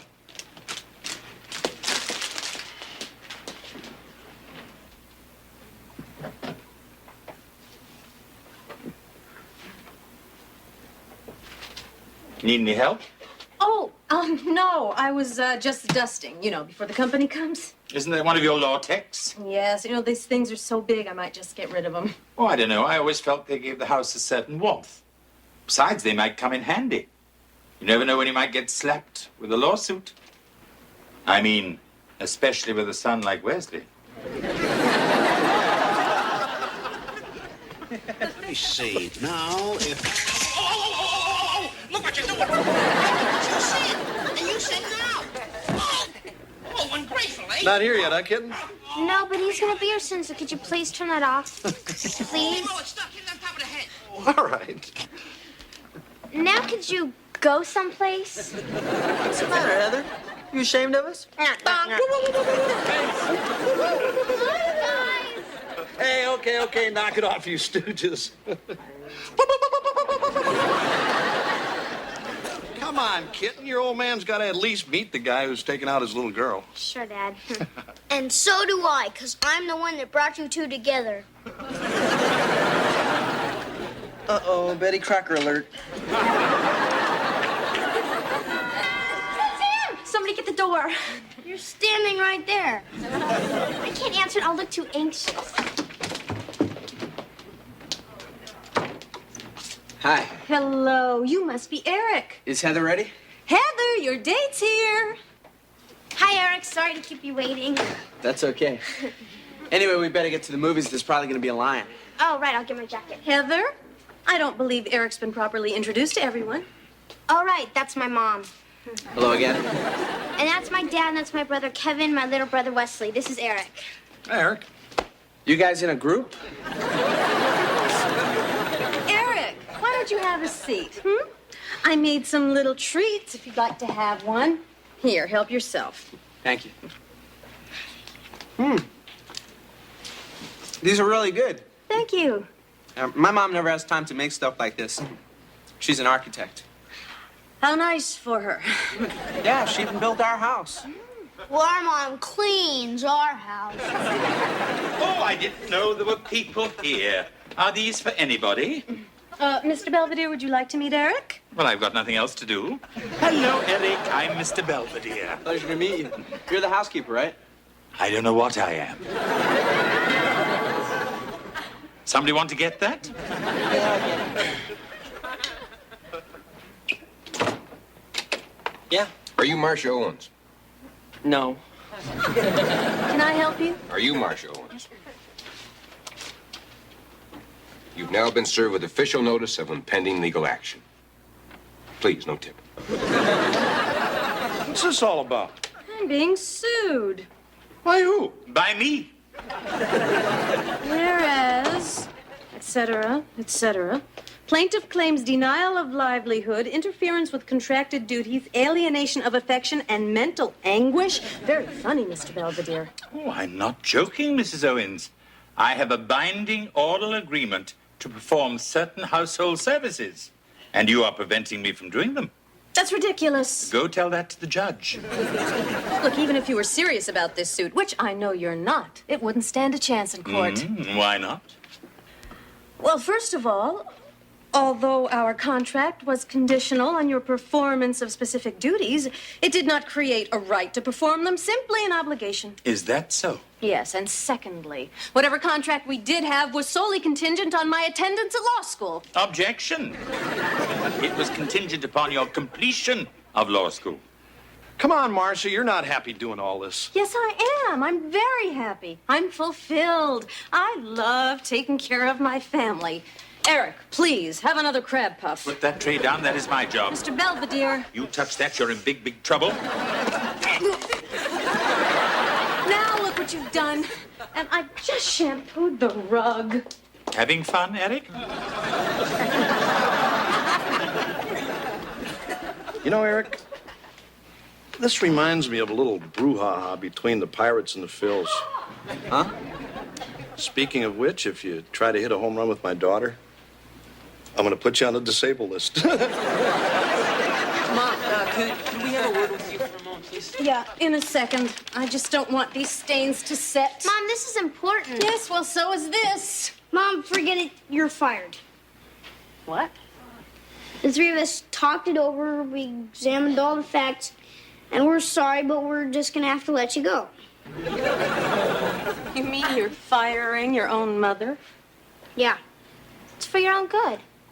Come on, Mom. You really happy staying home all day making muffins? What else am I good for? Nothing, so you might as well go back to law school. I can't. I just can't hack it. I don't know. You hacked me up pretty well. That's true. Look, it was nice having you around for a while, but the fun's over. You're going back to school, and you're going to hit those books, and you're going to be what you always wanted to be. One hell of a lawyer.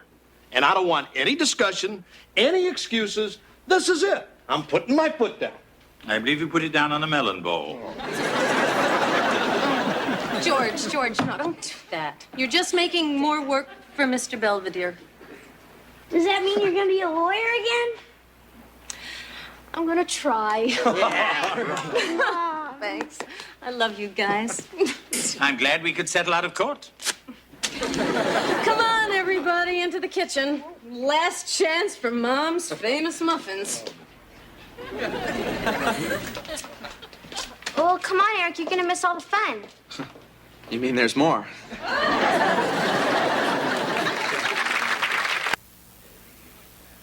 At any rate, the Owens family is finally back to what they consider normal. Marcia's back to studying. The children are back to not.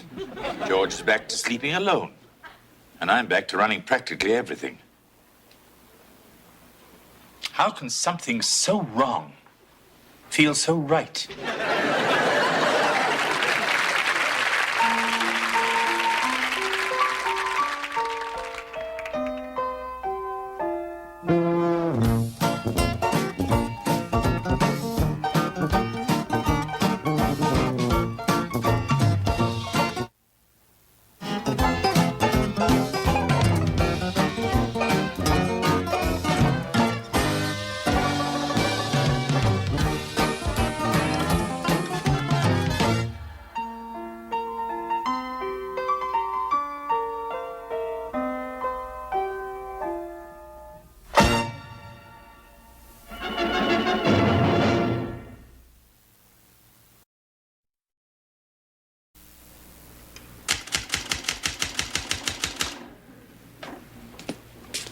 Something on fire? Oh, it's you. Smells a little like writer's block in here. Hey, a good cigarette helps me think. Did you say think or stink? Mr. Belvedere. Hello, boys. That was a fast game of catch. Yeah, sure was. Where's your football? Oh, Wesley went out for a pass in the Huffnagel's backyard, but Grandma Huffnagel intercepted it, took it inside. I tried to tackle her, but she's pretty quick with that aluminum walker. Better luck next time. Oh, boy, peanut butter cookies. Oh, no, Wesley. No. They're far too hot. You might burn your tongue. Oh, okay. He's so trusting. Ouch, ouch, ouch. Hot. Here you go, Dad. Thanks, buddy. Hey, what do you think you're doing? Following your example. Hey, I don't need any smart remarks. Come on, Dad. You know these things aren't any good for you. Look, it even says right on the package. Smoking causes lung cancer, heart disease, emphysema, and may complicate pregnancy. Well, I wasn't planning on having any more kids.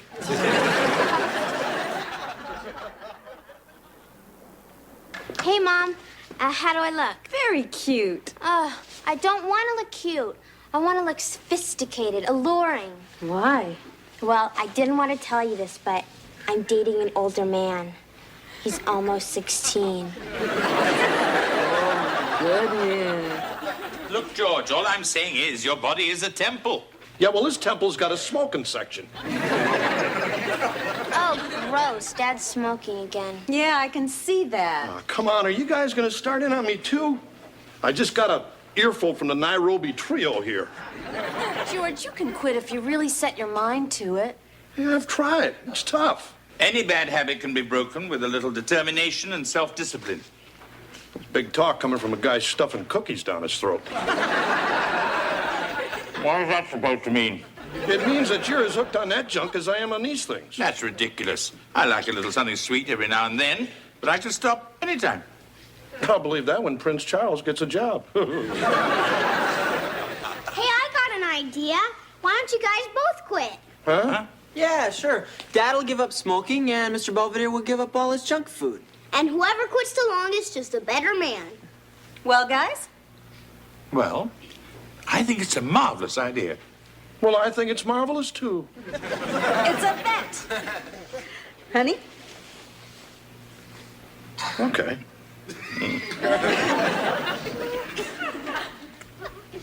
Belvedere?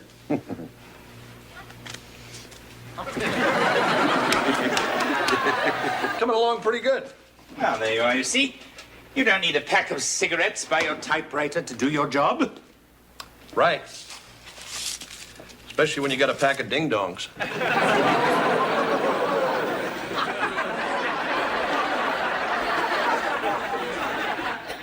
You realize, of course, this means war. Hello? Hi, I'm Sean. I'm here to see Heather. Oh, hi, Sean. Come on in. Yeah, could you please tell your sister that I'm here? I'm Heather's mother.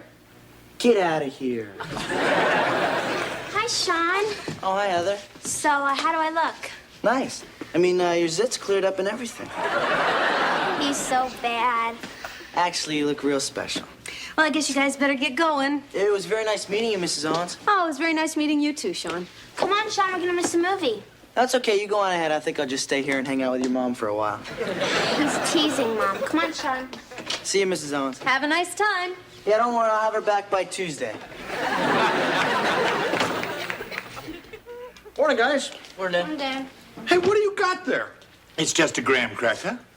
Graham cracker? That's the same as a cookie. No, it's not. It's a cracker. It says so right on the box. You can't eat that. Judges. Well, it's not the chocolate-covered kind. But there is cinnamon on top. That's a seasoning, like garlic. Wait a minute. He's having it with milk. That makes it a cookie. That's ridiculous. Disallowed. Fine, you're the judges. But I'm the one who cooks your dinner. And if that's a cookie, wait till you see what passes for meat.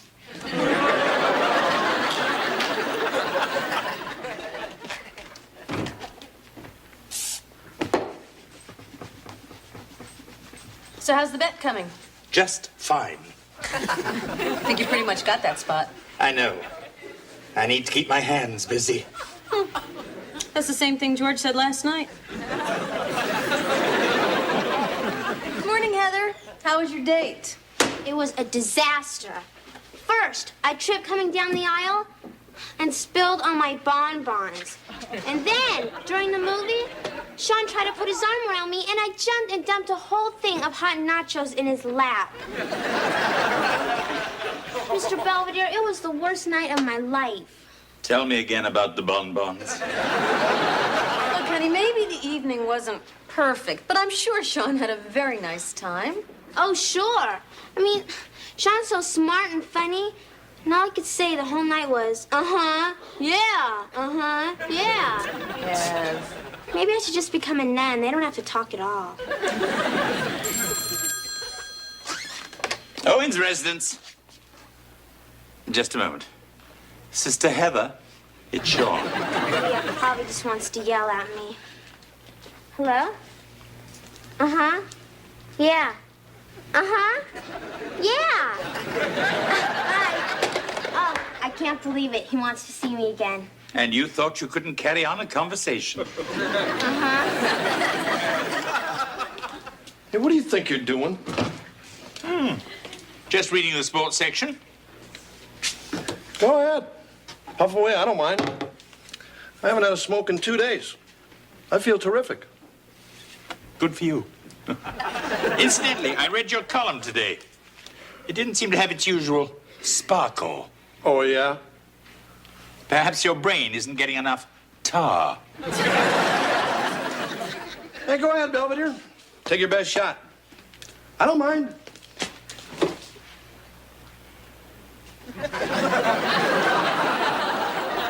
Help yourself. You're sick, you know that?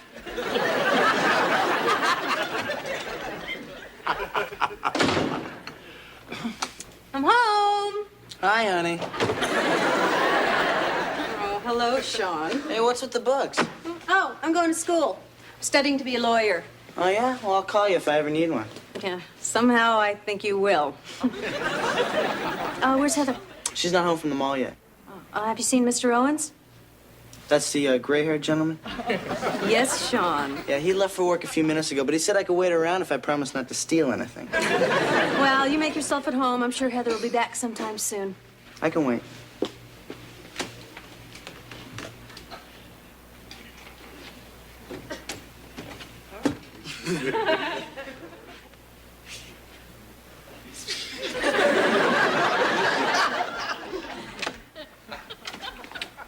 Oops. Sean. Yeah, I'm sorry. I thought that this was, Heather's room. Yeah, well, it's not. Yeah, I was just gonna go in there and play some records. I didn't know that this was your room, I swear. It's okay, Sean. I'm really so embarrassed. I just want to go someplace and hide. Sean, you're still here.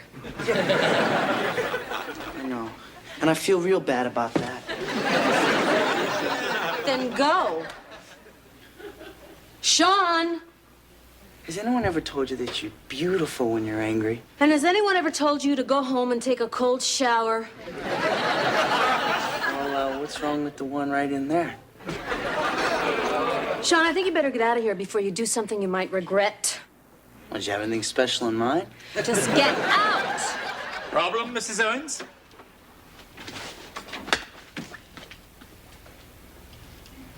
Was it something I said?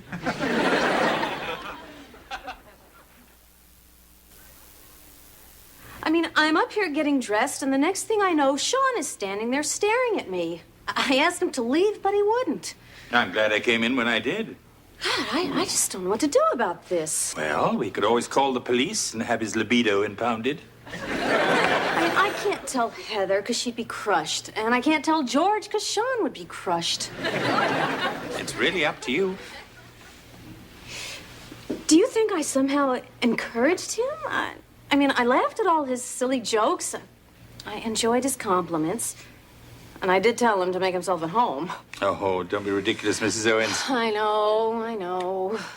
Anyway, judging from the look on Sean's face, I don't think he'll be bothering you again. I'm very glad you were here, Mr. Belvedere. I don't know how to thank you. A cupcake would be nice. Hey, Mom, you seen Dad anywhere? No, why? Oh, it's just he hadn't smoked in 3 days. You think he might be getting a little shaky. I lost him. Oh, yeah? I trailed him into the woods, but I think he doubled back to trick me. He must be in the house somewhere. Boy, I wish we had dogs.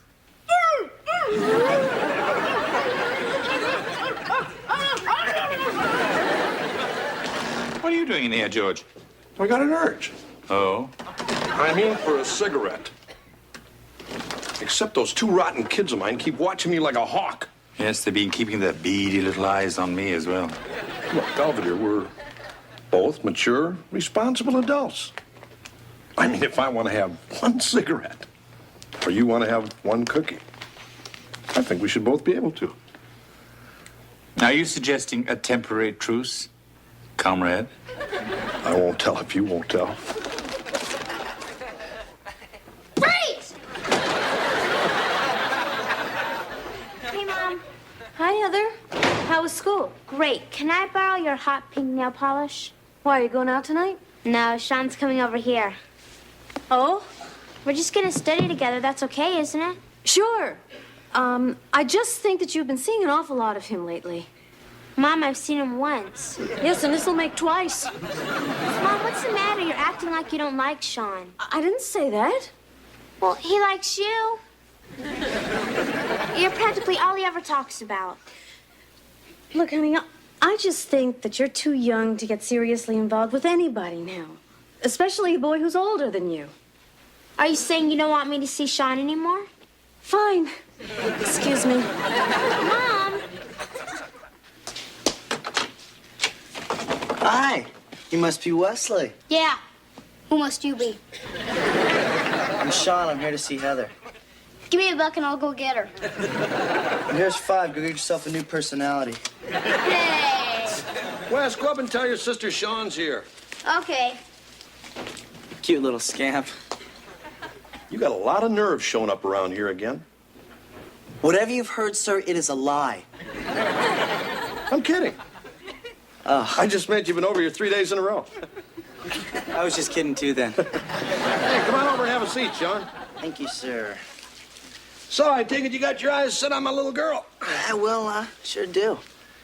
Well, I just think I should warn you, I'm kind of an old-fashioned dad when it comes to my daughter. Let me stop you right there, sir. Are we talking about sex? Because if we are, sir, I want to assure you that my intentions with your daughter are strictly honorable. That's good to know. We're home. Hey, honey. Oh. Hello, everybody. Hi, Mrs. Owens. I'm Sean. You remember me? Yeah, I believe so. Hi, Sean. Oh, hi, Heather. I got my books. Sean and I are just gonna study. We're not going out or anything, okay? Yeah, fine. This is our housekeeper, Mr. Belvedere. This is Sean. I believe we met once in passing. Yeah, right. Listen, Heather, I know it's kind of corny, but what the heck? I got you these. Oh, Sean, they're beautiful. Mr. Belvedere, will you put these in some water, please? Certainly.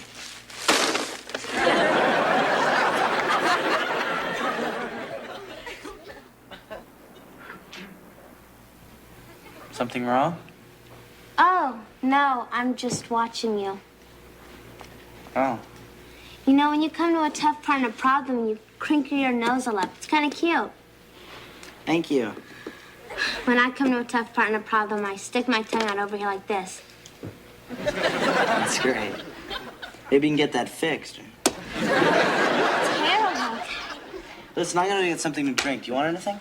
No, listen, I think my mom's in there and she's still not crazy about us seeing each other, so just try to be extra special nice to her, okay? Sure.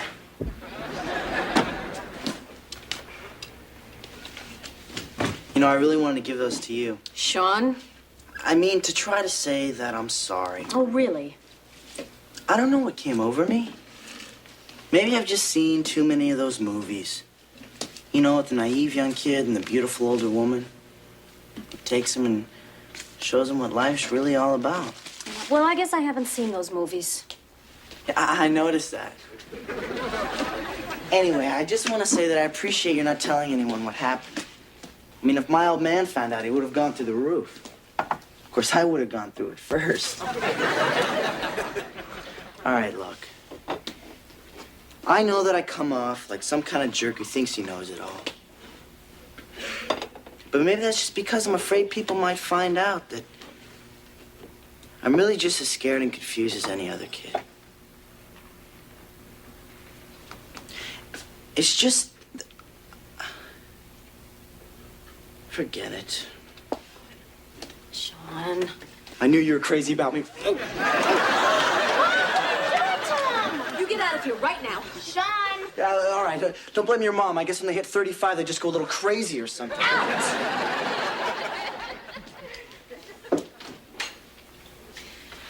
Heather, we have to sit down and have a little talk. Oh, that's okay, Mom. I understand now why you didn't want me to see him. Oh, you do? Yeah, because you wanted him all for yourself.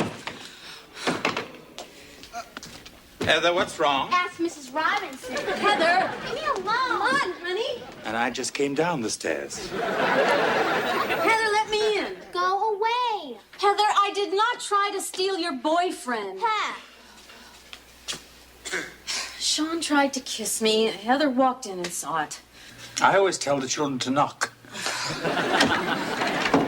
Heather, come on, open the door. No, I don't want to talk to you or anybody else for the rest of my life. May I come in? Okay. Everything all right? Hey, I said you could come in. I didn't say I'd talk to you. Oh, I don't blame you for being mad at your mother. That hussy. Trying to seduce that sweet, innocent boy. Perhaps now she'll leave me alone. That's not funny, Mr. Belvedere. Heather, that Sean is a contemptible lickspittle. I know that. And you must know that your mother did nothing to encourage him. But it's still her fault. She made him like her by being so sweet and pretty and perfect. Heather. I mean, just look at her. She's beautiful. Who would you rather have, Mr. Belvedere? Her or me?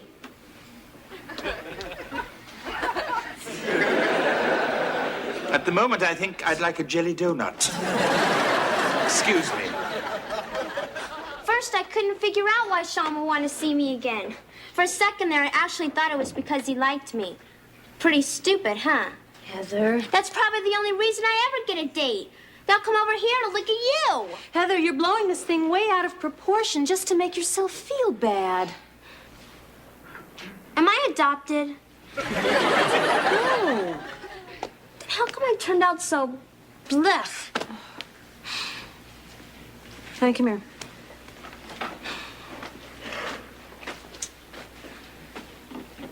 I want you to take a good long look.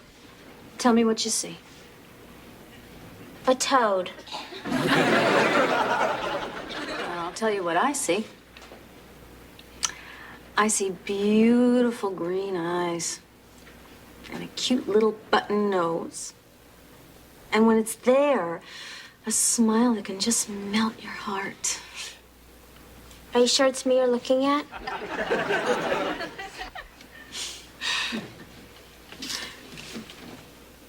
You see? Yeah. Thanks, Mom. And when am I going to stop being such a klutz? I don't know, dear. You get that from your father.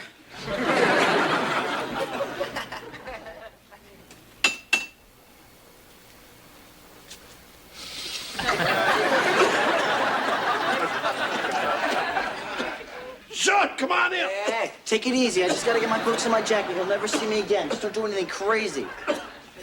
What are you talking about? Oh, nothing. Oh, what are you doing back? I just had to get my books and stuff. Well, you got him, so why don't you just get out of here before I really let you have it? Has anyone ever told you that you're beautiful when you're angry? Sean! Well, I already told you. Ciao. Hey, what was that all about? Oh, nothing. It's just a little problem we had with Sean, but it's nothing we women can't handle. Right, Heather? Right, Mom. You see, Sean only pretended to like me, but He really had a thing for Mom, and I found him trying to kiss her in the kitchen, and I got all upset. But Mom and I had a nice talk, and she told me that I was beautiful and that me being a klutz comes from your side of the family. George, don't get so upset. I'm okay. I think I'll go out back. I need a little fresh air. Good idea, Dad. Remember, George, nice deep breaths.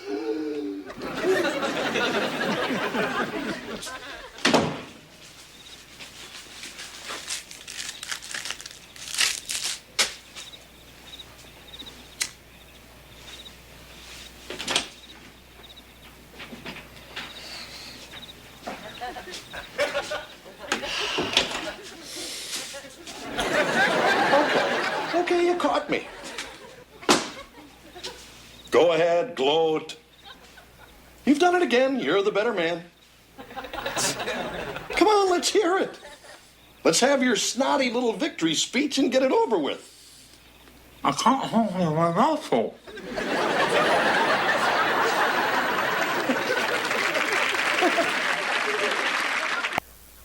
At any rate, Heather's self-confidence seems to be on the rebound.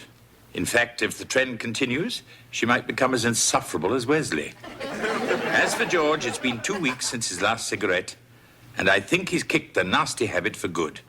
Bravo, George. As for me, I haven't done quite as well, although I have managed to cut down to half a pack a day.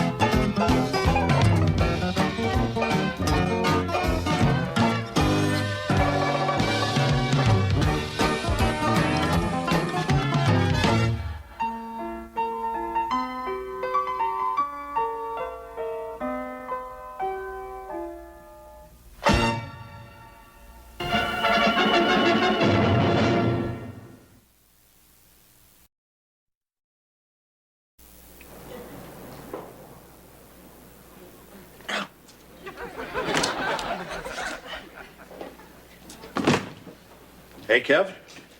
Hey, Dad. What are you doing? Just taking up the hem on Heather's dress. Oh, that's great. Yeah, Dad, will you do me a favor and check my muffins? Sure, killer. Yeah, just stick a toothpick in one of them, and if it comes out clean, that means they're done. Look, we never had that little man-to-man talk, did we, Kev? No, Dad, I'm doing this for school. I'm taking home ec. You are? Look, Dad, it's an easy A. Besides, it was either this or wood shop, and I need all my fingers for college.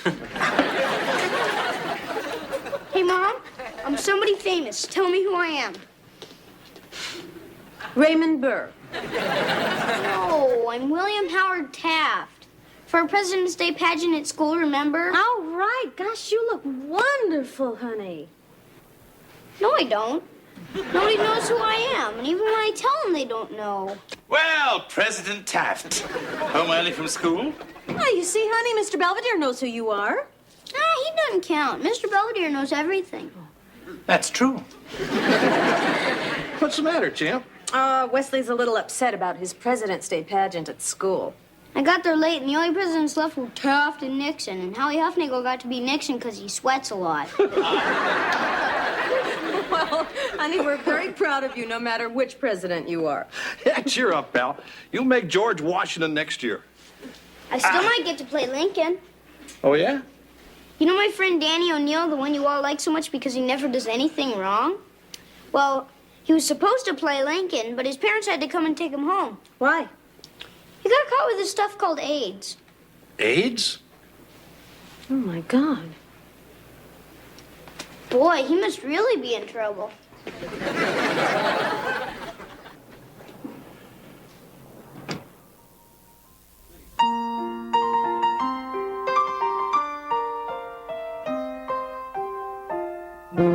streaks on the china. Okay, thank you very much. Goodbye. So what'd the school say? Danny's got AIDS. It seems he told some kids on the playground, and they got scared and told some other kids, and Danny's parents were called, and I guess they decided the best thing would be to keep him home until the doctors can evaluate his case. Well, what's he doing with AIDS? I mean, he's just a kid. George, I believe the boy is a hemophiliac. So? Apparently, he got some infected blood a couple of years ago. Well, doesn't anybody test that stuff? They do now. What about Wesley? He thinks that getting AIDS is like being caught with chewing gum. What are we going to tell him? I say make something up. Hi, guys. I'm gonna go upstairs and do my homework now. See ya. Hold it, Wes. There's something your mom and I'd like to talk to you about. Is it serious?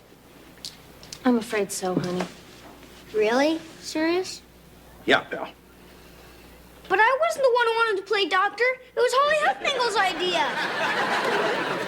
What are you talking about? Nothing. What are you talking about? About your friend Danny. Listen, Wes, this AIDS thing you told us about. Do you know what that is? Sure. I mean, it's real bad, and you get in real bad trouble if you get caught with it. Sort of like shoplifting. That's pretty close. Wes, AIDS is a disease, and your friend is pretty sick. Oh. So when's he gonna get better? Nobody knows, champ. Why not? Well, because the doctors haven't quite figured it all out yet. Do you understand? You saying you might be sick for a whole week? Maybe 2. Boy, no school. Lucky duck. Hey, guys. Hey, Wes. Hey, Wes. Hey, Wesley. I heard you were getting to play President Lincoln now. Yeah. If you give me a bite of your cupcake, I'll free you. I don't need you. I'm playing Jimmy Carter, so ha. The only reason you're getting to play Lincoln is because Danny got thrown out. Yeah, I know. Anyway, I'm going over to Danny's house later. You guys want to come?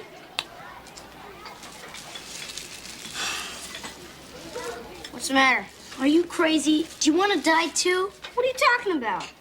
That AIDS stuff is the worst thing you could get. I mean, you just get sicker and sicker. And then your arms and legs start falling off. And then it's all over and you're dead. Now you're making all that up, Dennis. I am not. My mom told me, and she's a beautician. And my dad said to stay away from Danny, because you can catch it real easy. You can? Oh, yeah. You can get it by just touching somebody or drinking out of the same glass. A 6th grader told me you can get it just by talking on the phone. You guys are stupid. You're just saying that because you're Danny's friend. Yeah, you were his best friend. You guys did everything together. So? So you can have the rest of my cupcake. See ya.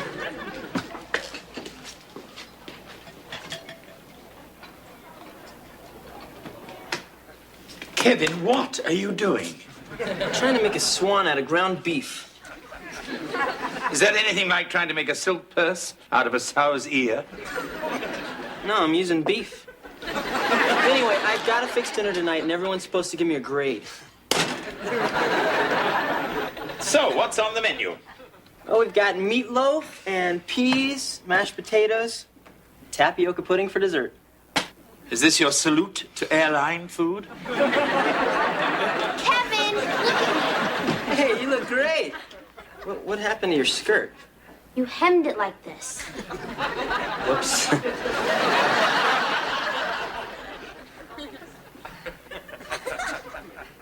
Hi, guys. Hey, honey. Where's Wes? He's been upstairs taking a bath for over an hour. Did he, say anything more about his friend Danny? Or about, you know, what he has?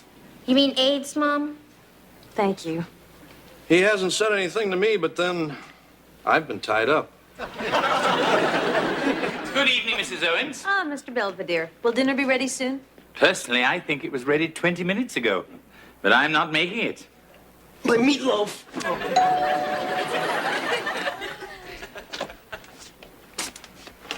Mr. Belvedere. Hello, Danny. Is Wesley here? Yes, come on in. Everyone, you remember Wesley's friend, Danny? Oh, hi, Danny. Hi, Mrs. Owens, Mr. Owens. Hiya, champ. How's it going? Well, I got AIDS, but other than that, I'm doing pretty good. Wesley, your friend Danny's here. Yeah, I see. Hi. Hi. Thought you were coming over today. Something happened. Oh, so was school. Okay, we had a substitute. They're getting me a tutor, at least until everybody figures out what to do with me. Neat. Don't they let you downstairs? Wesley. Anyway, this is for you. What is it? It's my Lincoln costume. You're playing him now, right? Yeah, right. See, it's got the coat and the big hat and the beard and everything. I don't want it. It's okay. My mom washed it. Just stay away from me. Hey, Wes! Leave me alone. Sorry.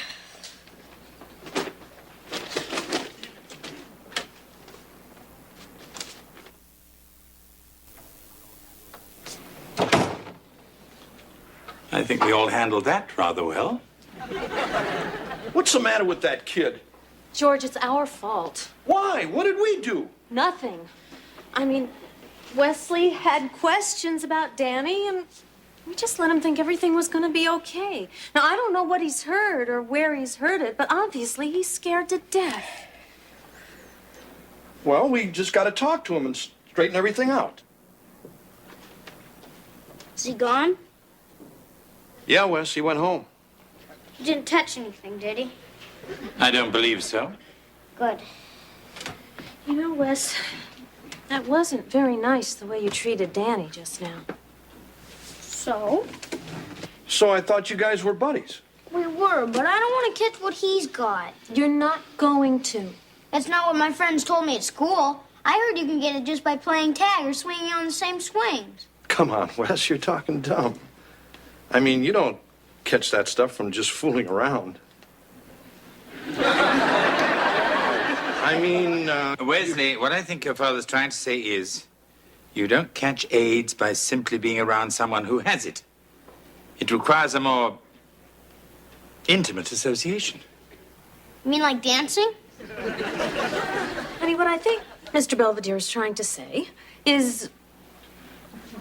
Wesley, what I think everybody is trying to say is the way you get AIDS is from sexual contact or using infected needles or getting contaminated blood products, which is how your friend Danny got it.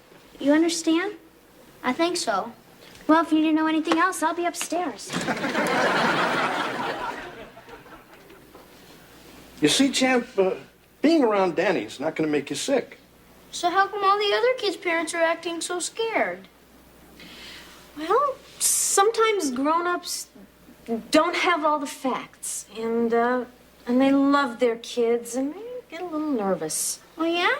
I mean, they worry because they know how kids are, you know, always roughhousing and getting little scratches and scrapes, sharing the same ice cream bar. You know what I mean? Yeah, me and Danny did all that stuff. You did? Yeah. That's okay, isn't it? Of course it is.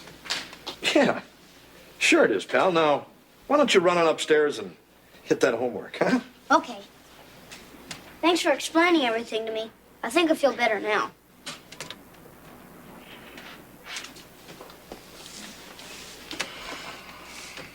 I wish we did. I don't believe this. Problem, George? There's not one thing on AIDS in this whole stupid encyclopedia. George, this edition was printed in 1957. Yeah, well, we should have planned ahead.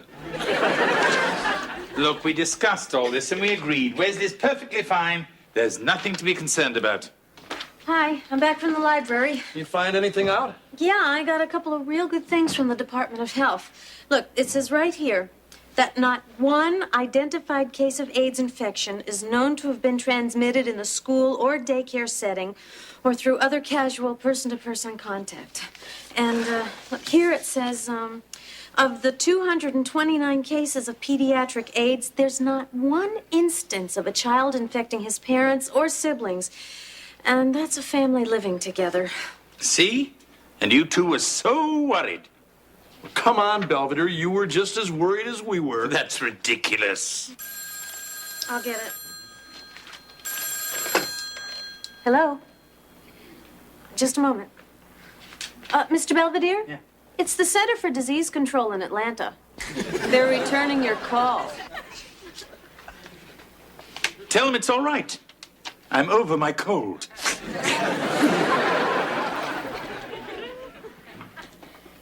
Getting rid of the evidence? You work your fingers to the bone. You try to make a decent meal for your family. They don't appreciate it. Kevin, that wasn't such a bad dinner. Just that we were all a bit preoccupied with Wesley and his friend. Yeah, I know. It's just I take this dumb home ec class for the easy A. Turns out it's just one more thing for me to screw up. You'll do better. What do you think I should do with a meatloaf? Go deep. Hey,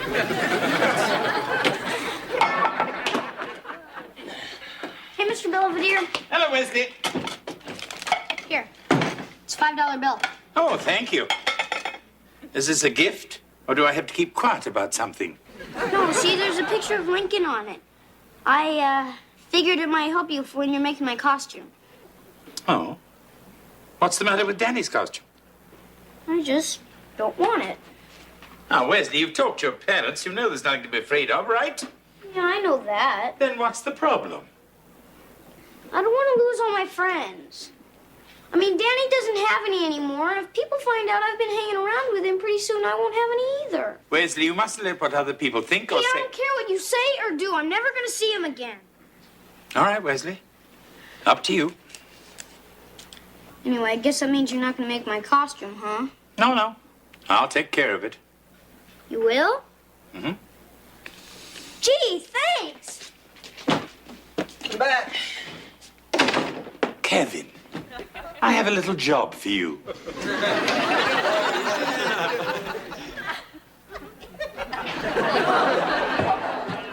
Is this supposed to be a joke? Well, if it isn't Honest Abe. What's going on? I don't look like Lincoln. I look more like Soupy Sales. All right, Wes. Looks pretty good. An excellent job, Kevin. Just what I had in mind. Thanks, Mr. Belvedere. Sharp. You let him make my costume? It seemed the thing to do. Mr. Belvedere, it's terrible. Oh, now, Wesley, let's not be hasty. As far as I'm concerned, you can't tell a thing without the hat. There. Perfect. Lincoln would never wear a hat like this. He would in Tijuana. Mr. Belvedere, my pageant's in 2 hours. Where am I going to get a real costume? I don't know. There must be one someplace.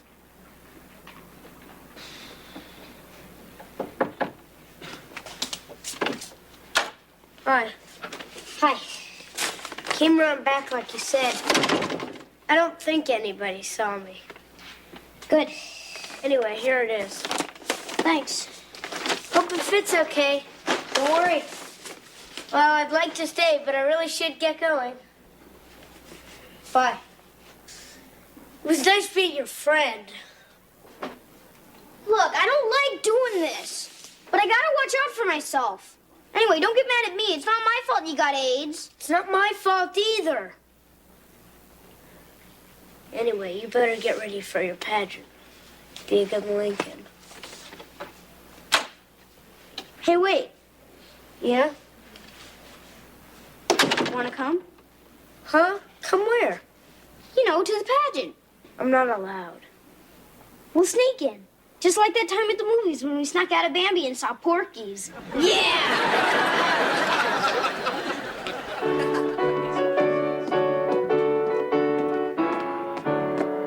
Hello, I'm Franklin Pierce, the 14th President of the United States. I served from 1853 to 1857.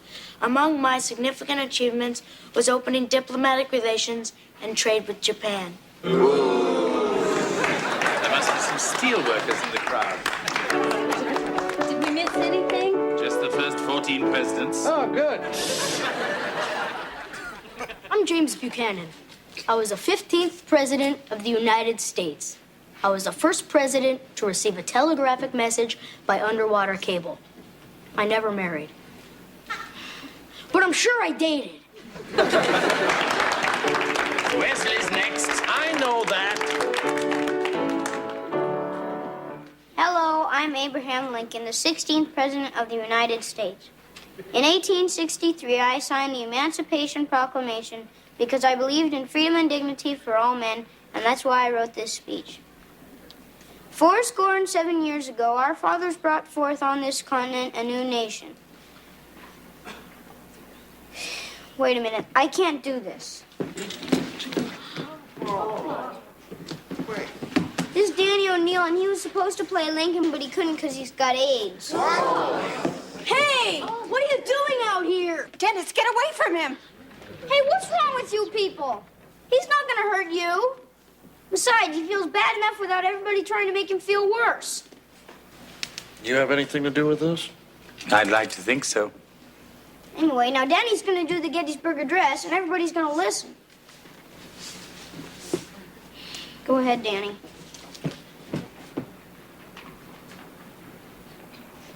What's the matter? I don't know the Gettysburg Address. But I remember something else Abraham Lincoln said before he was president. And I guess I remember it real good. Because sometimes I kind of feel the same way. If the good people, in their wisdom, shall see fit to keep me in the background, I have been too familiar with disappointments to be very much chagrined. Thank you.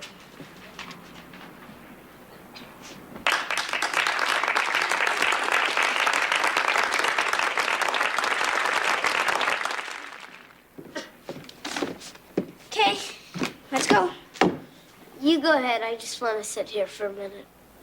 Oh, okay. I'll sit with you.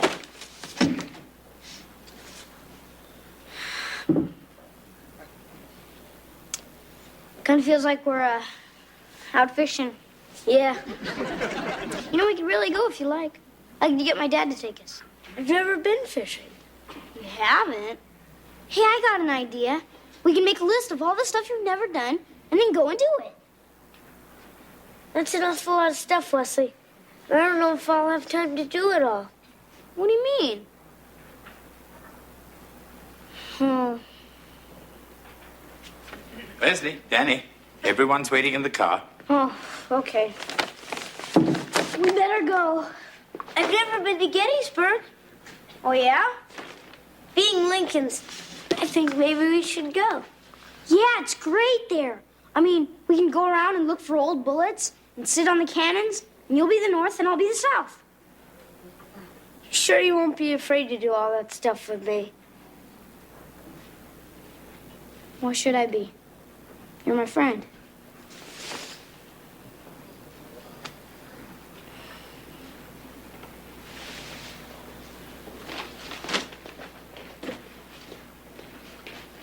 Sorry to keep you waiting, Mr. Belvedere.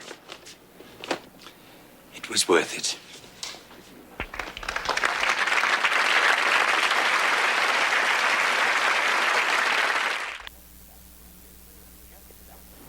I'm just back from Gettysburg. Danny and Wesley had a wonderful day. Then insisted we swing by Funland in Harrisburg. After all, it's only 70 miles in the wrong direction. But it was worth it. Because we all got to break the world's record for most consecutive turns on the tilt-a-whirl. According to Wesley and Danny, they now only have 2,763 more things to do. I suppose at this point, I should write something profound about life and death. Do you know something? I'm really not in the mood.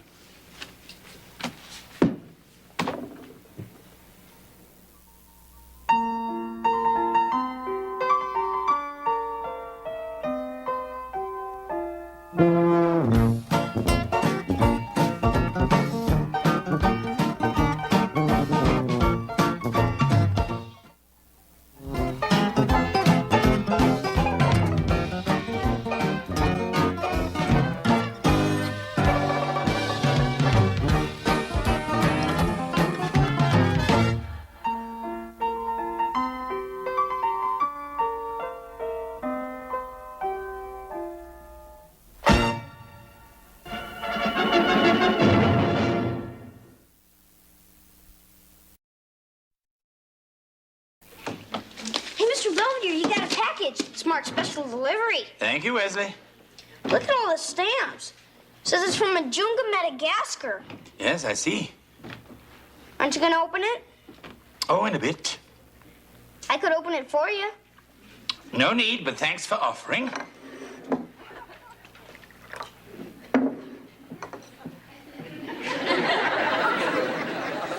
can you just sit there like that and not even touch it? Because I know it drives you crazy. I may not open it until tomorrow. I gotta get out of here.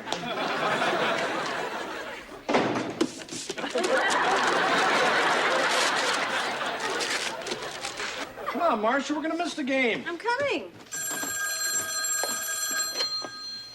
Hello? Oh, yeah, hi. Hey, hold on a minute. It's Estelle, your cousin Harry's wife? Just tell her I'm not here. Come on. Estelle? George seems to have stepped away from the house for a moment. Can I take a message? Oh, I'm so sorry. That's terrible. And I'm not loaning him any money. Shh, George. Yes, Estelle. Yeah, I understand. Okay. Now listen. If you need anything, you just let us know, okay? All right. Bye-bye. Okay, so what's Harry need this time? A pallbearer. Huh? You mean Harry's gone? Estelle said he died in his sleep. Well, that's a pretty safe bet. Where did it happen, on the couch or the hammock? George. I'm sorry, but the guy never worked a day in his life. Well, anyway, the funeral's tomorrow, and we really should go. Yeah, I know. Hey, Mom. Hi, Dad. Hello. Hey, kid, your mom and I are going to have to drive up to Titusville tomorrow. Yeah, cousin Harry died. Oh. Was he the one who used to take his teeth out and put them in backwards? No, that's your Uncle Bob. He's being looked after. Oh, wait, I remember now. He's the fat little guy with the mustache, right? No, that's your Aunt Rose. Come on, honey. Hey, Mr. Bob. Hi. Hey, what's that? Oh, it's just a little something from the Bagwanda tribe off the east coast of Africa. Hey, Mr. Belvedere, there's two guys outside with a giant box and it's got happy birthday written all over it. Hey, you never told us it was your birthday. Well, it's not yet. I don't want people to make such a fuss about it. Yeah, well, this one says it's from Kashmir. Ooh, maybe it's a giant sweater.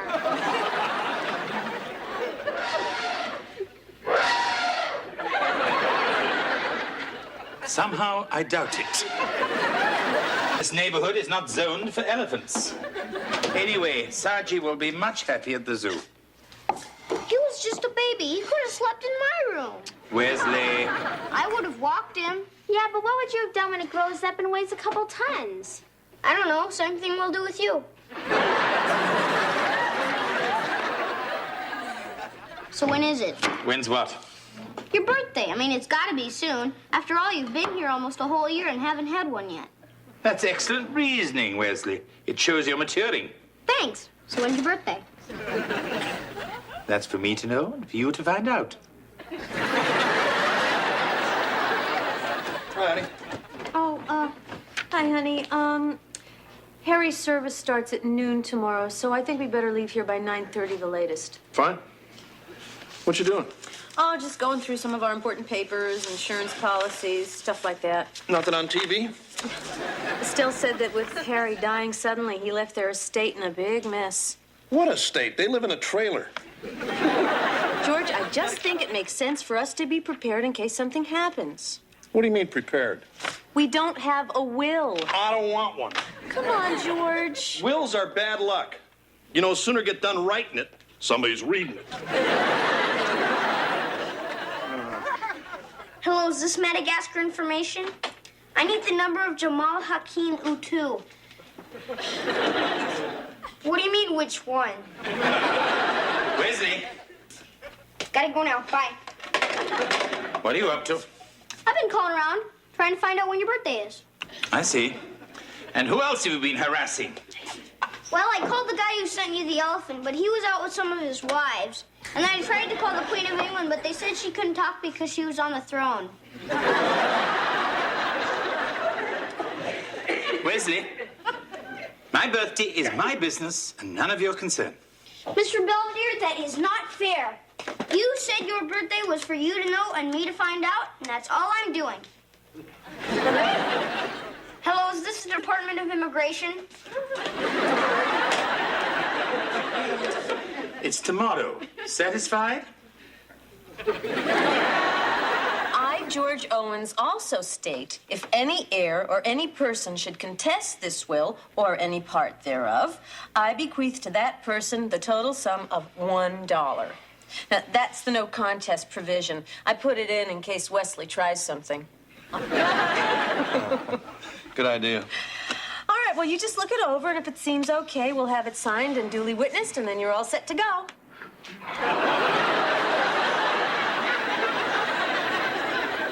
Well, what about you? Huh? I mean, your will. Don't you need one, too? Oh, no, not me, honey. No, not yet. I always assumed that you'd be the first to, you know. Have dirt thrown on me? You're right. I'll draw up a will for myself and leave everything to you. Hey, come on, honey. Look at the bright side. Maybe we'll both go together. You know, George, that could happen. Oh, come on, Marcia. But what if it did? What if something happened to us tomorrow? Well, we wouldn't have to go to Harry's funeral. I'm talking about the kids. Who would raise them? I don't know. Wolves? Hey, lighten up. It's not going to happen. We'd both feel better if we decide on someone. Like who? Dinner will be ready in 20 minutes, Mrs. Owens. George, go and wash your hands.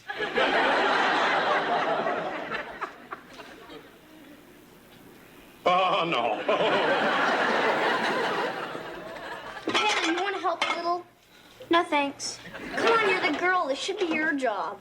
Hey, I'm trying to come up with some ideas for Mr. Belvedere's birthday. I already decided. It's going to be an English party. You know, with all the tea and candy and bad food. And then for entertainment, we'll all dress up like women. That's what Benny Hill does. Hey, Wes, I thought Mr. Belvedere said he didn't want you to make a big deal out of this. He only said that because he really wants me to. I know how his mind works. Okay. Hey, what about, what's her name? You know, Sheila. Your cousin from Vegas. Kevin's crazy about her. George, she's a hooker. Oh, right. Look, you know Mr. Belvedere's the right choice. The kids love him, and he's practically one of the family. You're right. Hey, Dad, will you go to the liquor store and buy me a bottle of rum? I always thought scotch was your drink, Wes. It is, but this is for Mr. Belvedere. Yeah, we're going to make him some grog to have with his steak and kidney pie. Listen, kids, there's something we want to talk to you about. Now, we're both fine, and there's nothing to worry about. But your father and I are drawing up our wills. Can I have your power tools? No. The thing is, if something were to happen to me and your father, we'd want someone we trust to take care of you. And we think that person should be Mr. Belvedere. So, what do you guys think of that? Sure, that'd be neat. Fine with me. What about your cousin Sheila? Thanks for doing the dishes, children.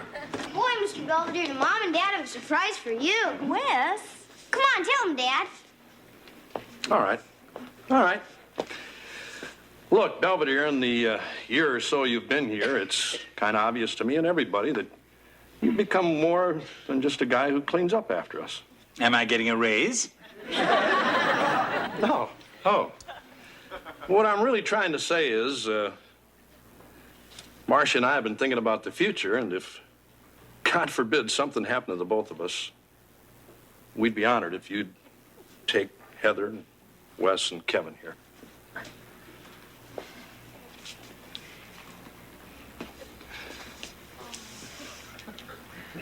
No, thanks.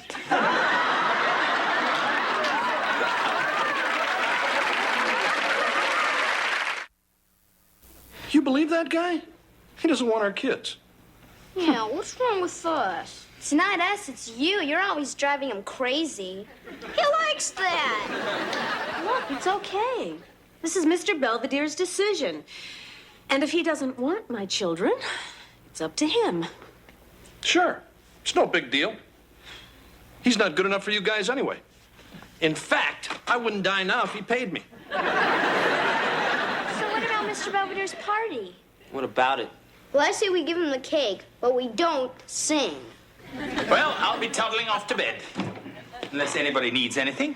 An explanation would be nice. Look, everybody, it's nothing personal. It's just that guardianship is not something to be taken lightly.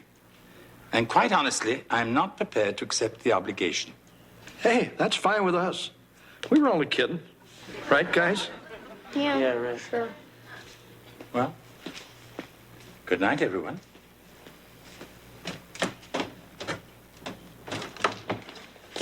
Hi, Mr. Belvedere. Hi. Good morning, children.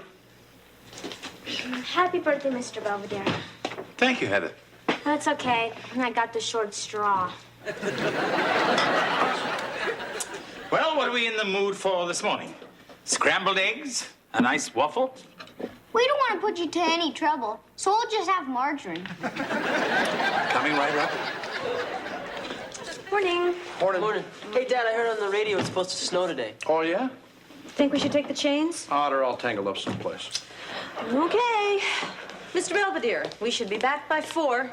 See you later, kids. Bye. Drive carefully. You'd like that, wouldn't you?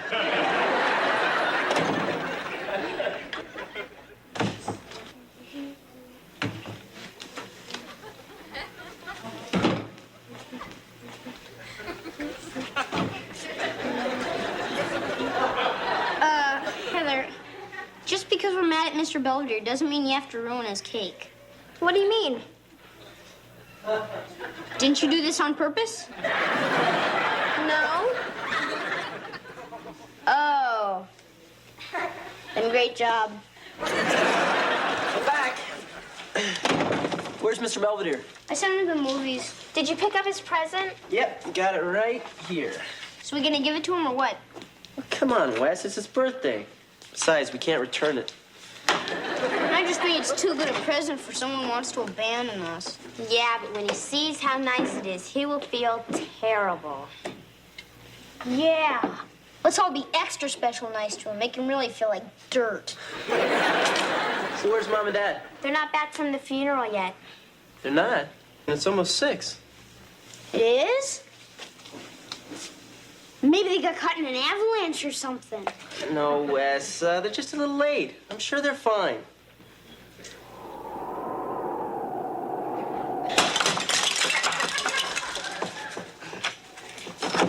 Oh, God. Oh, thank God.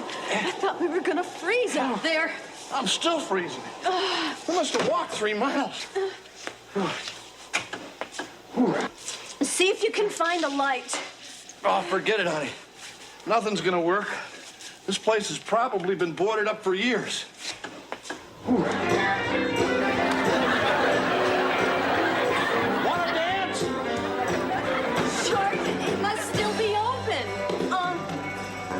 Hello? Is anybody back there? Don't be scared. We're friendly.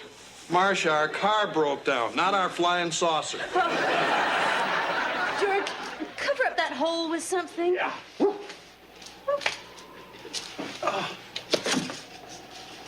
Hey, look at this. Seems old Zach here had his place closed by the tax man. Oh, yeah? Probably just happened. That's why everything's still going. Oh. Hey, come on, you better get out of those wet clothes. I'll check the back. Maybe there's some stuff we can change into. Okay. And why don't you see if you can scare us up some coffee? Yeah.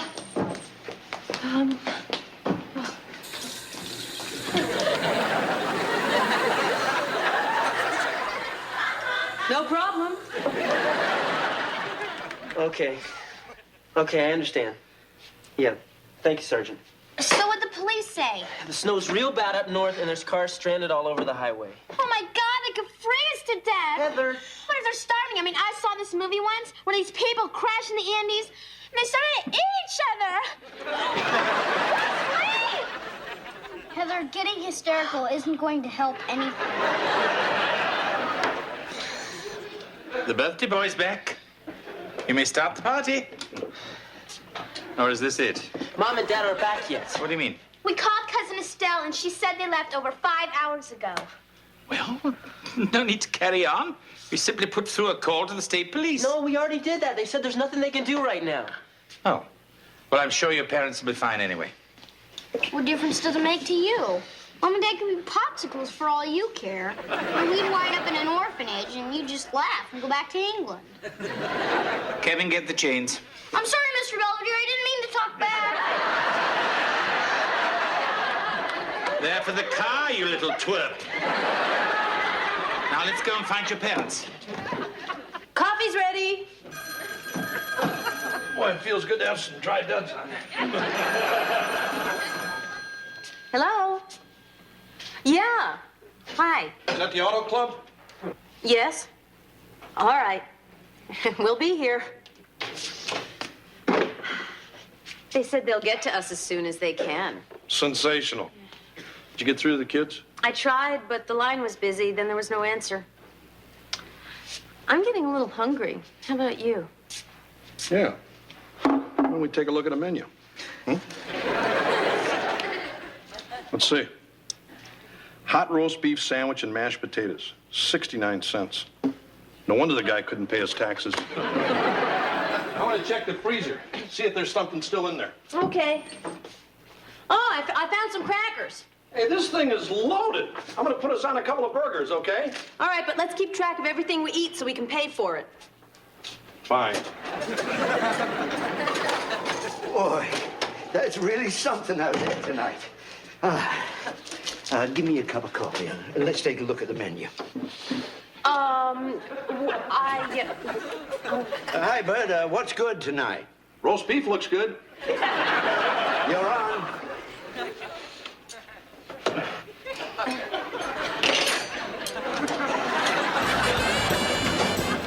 Hey, Doc, where's my toast? Oh, coming right up. Miss, I'm ready to order now. Order up.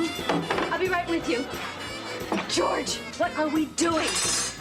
I don't know about you, but I'm making a cheese omelet. I said hold the cheese. This is insane. Marcia, it's a little late to start telling these people we don't work here. It's true. And besides, they're stuck here just like we are, and they're hungry, too.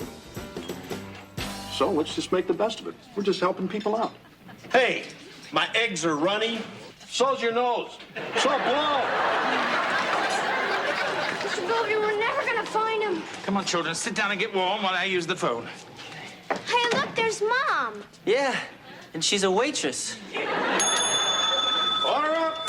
Hey, Dad's slinging hack. Working your way through college? Mr. Belvedere. Mom. Hi, Mom. George, Mr. Belvedere, and the kids are here. Oh, yeah. Hey, what are you guys doing here? We came to save you. When you didn't come home, we got worried. When we thought Mr. Belvedere didn't want us. First chance you get, you guys run off and open your own business. Can I get some coffee, please? Miss, I had a salad coming. We'll talk about this during our break. Come on, Marcia. Come on. Yeah? Well, the kitchen's all spick and span. Everything's back pretty much the way we found it. Perhaps we better move before we get hit by the after-theater crowd. It's almost midnight. It is? Dad, Auto Club says they got your car out and they're towing it right over. Oh, great. Come on, children. Let's get ready to go. Come on, George. Let's go and change. Yep. Wait a minute. If it's almost midnight, that means Mr. Belvedere's birthday is almost over. Wesley. I mean, we might as well give him his present.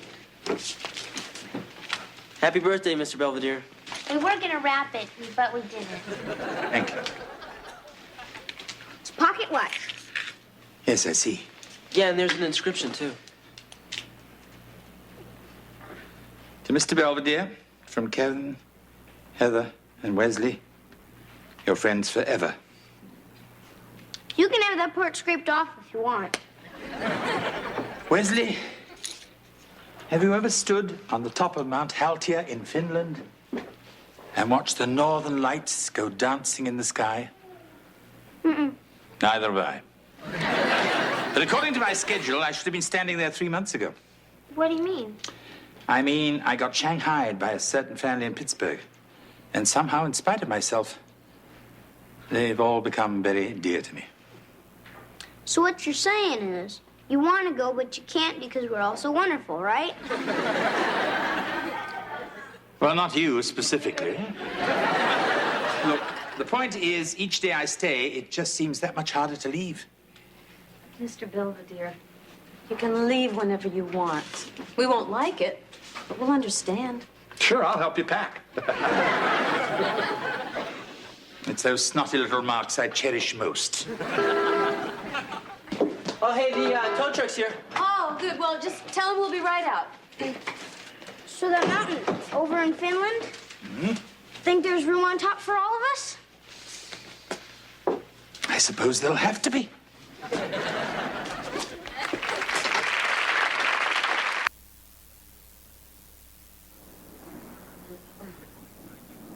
Well, according to my new watch, it's 3:30 in the morning.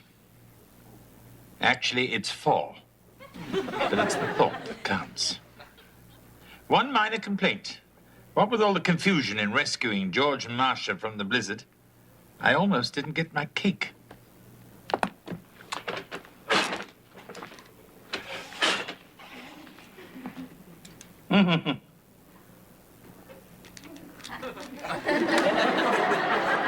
Very funny, Wesley.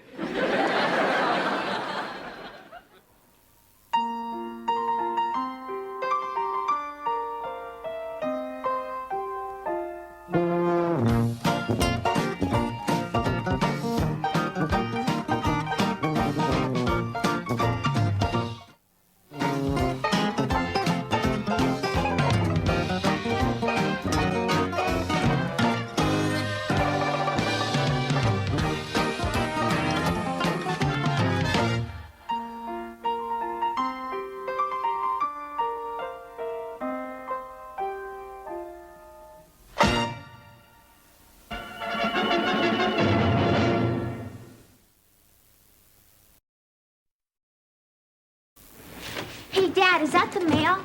Yeah, kitten. Anything for me? Phone bill. I meant something romantic. Gas bill. What's the matter, honey? Well, it's almost Valentine's Day, and I haven't even gotten one yet. Did you send any out? Only 200. Oh. Hey, wait a minute. Here's something for a Miss Heather Owens, and it has the drawing of a heart on it. Ooh.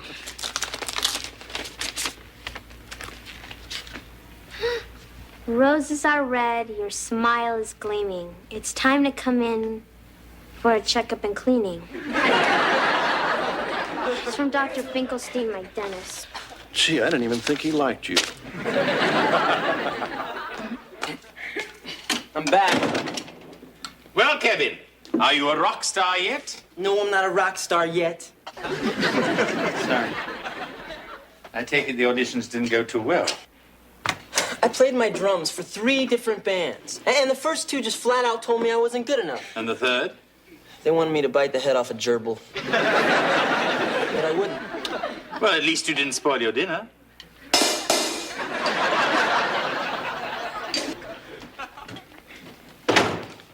Hey, Jeb, how's school today? Lousy. What happened? I got kicked out of class. All right, what happened this time? Here, he gave me a note.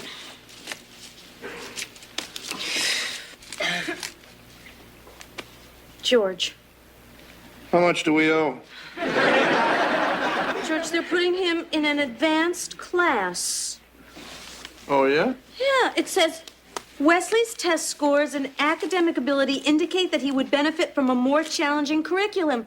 They're putting him in a special program. Hey, Jeb, that's great. No, it's not. I mean, with Mrs. Garsola, I can goof off all I want and still do good. We're very proud of you, and we know you're going to do even better.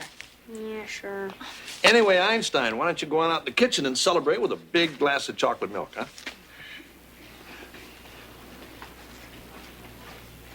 You know, this is all your fault. Oh, really? You're always telling me I have to live up to my potential and apply myself. And I did, and look where it got me. Oh, dear. If we're not careful, you may actually end up being an asset to society. Not if I can help it.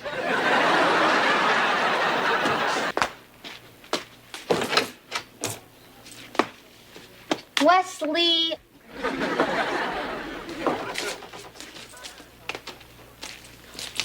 Who was that at the door, kitten? I don't know, but he left this. Oh, yeah? Hey, Dad, listen. Heather, you hold the key to my heart. Be my Valentine forever. I love you. Who's that one from? Your dermatologist? No.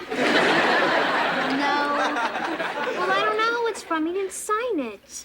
Oh, looks like my little girl's got a secret admirer. Ooh, I gotta go call Angela. Bye, Dad. Bye. But Mr. Belvedere, the teacher said I could do anything I wanted with it. Just use my own best judgment. He only said that because he doesn't know you yet. What happened? He abused the very first privilege they gave him. Oh. See, every day we get 30 minutes of unstructured activity where we're free to pursue our own interests. He went bowling. Well, aside from that, how was it? Did you make any new friends? Yeah, sort of. They divided us up into project groups, and mine's coming over tonight to study. Oh, well, that's nice. Maybe Mr. Belvedere will make some nice cookies and hot cocoa for everybody. Mom, these kids are sophisticated. They don't go in for that sort of junk. Oh, in that case, I'll go out later for the brandy and cigars. Great. Yeah, that'd be fine. Okay. See you later. Bye. All right. Hey, Dad, guess what? I finally did it. Did what? I finally got into a band. I sent them my picture and a demo tape, and they must have really liked it because I'm hired. Oh, hey, are you guys planning on using the house tonight? No, Kevin. Tonight's the night your mother and I usually go sit in the gutter. What's going on, honey? Ringo here just joined some rock group. Oh, that's wonderful. Are they nice boys? Well, I haven't actually met them, but they sounded okay on the phone, and they've been together a long time. What do they call themselves? The Young Savages. The Young Savages. Sounds like a bunch of guys with zippers in their noses. Honey, we're very happy that you joined the band. But just remember, as long as these young men are in the house, you're responsible. Oh, I know. And I don't want to see any booze or drugs or smashing guitars Come against on, furniture. Dad, you haven't even met him yet. I know. It's just I've heard what these heavy metal guys are like. Standing on the corner, watching all the girls go. Standing on the corner, giving all the girls the eye. Brother, you don't know. These are the Young Savages? Yeah, that's Herb Savage and his brothers Bud and Ernie. Stan Young.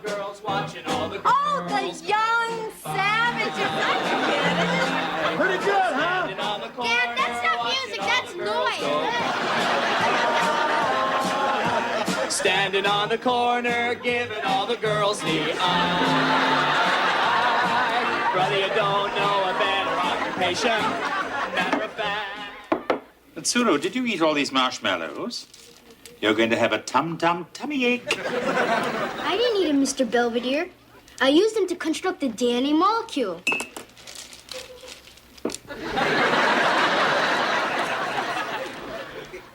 Don't play with your food. Well,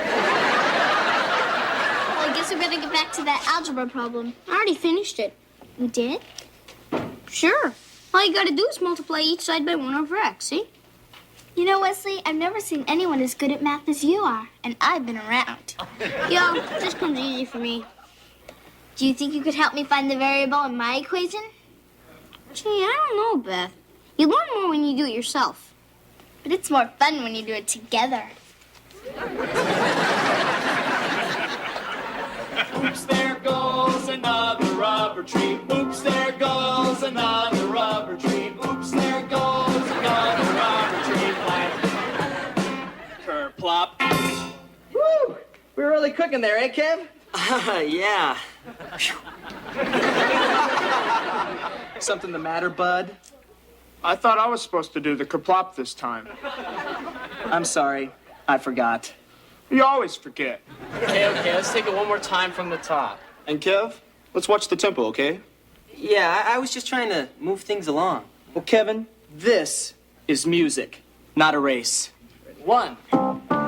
Just what makes that little ant think he can move that rubber tree plant? Anyone knows an ant can't move a rubber tree plant, 'cause he's got high hopes.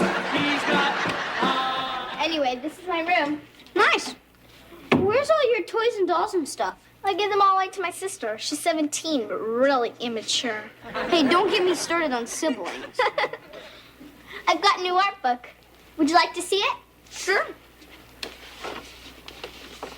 That's a neat picture. It's Starry Night by Vincent van Gogh. Yeah? He once loved a woman so much that he cut off his ear and sent it to her. Couldn't he afford a candygram? Oh, so you're so refreshingly naive. Yeah, well, I just found out I was smart a couple of days ago. Would you like a root beer? Yeah, sure.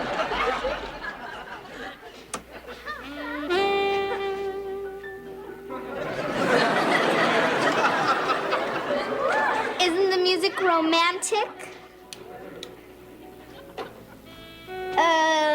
Look, we'd better go downstairs and wait for the other guys. Oh, I forgot to tell you. They're not coming. They aren't. My mom's away at her yoga class. It's just you and me. There are people who know I've come here. Wesley. I'll see you later, Wesley.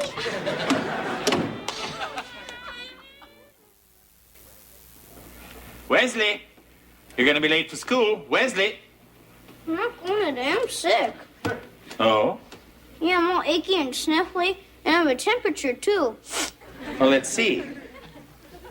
115. It's gone down a little. Wesley, what are you up to? Nothing. I mean, I just don't want to go to school.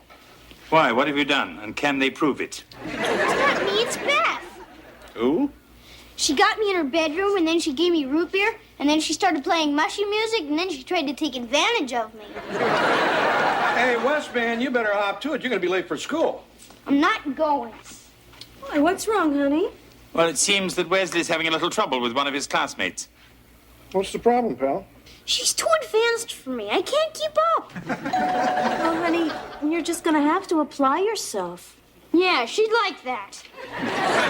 Wesley, look who's here. Hello, Mrs. Owens. Mr. Owens. Hi, Wesley. Cover me, Dad. You left your biology book over at my house. Yeah, well, I was in a hurry. I brought you something else, too.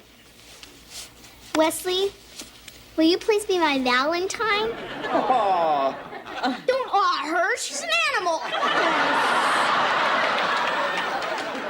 I'd also be honored if Wesley would be my escort at the Valentine's Day dance tomorrow at school. Hey, buddy, you never told us about any dance. What's the difference? I'm not going. I mean, I can't, because I got to stay here and help Mr. Belvedere clean the garbage cans. That's all right, Wesley. You can do that today.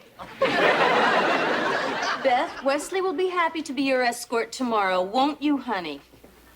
Okay. I'll go. I won't dance. I'm sure we can find something else to do.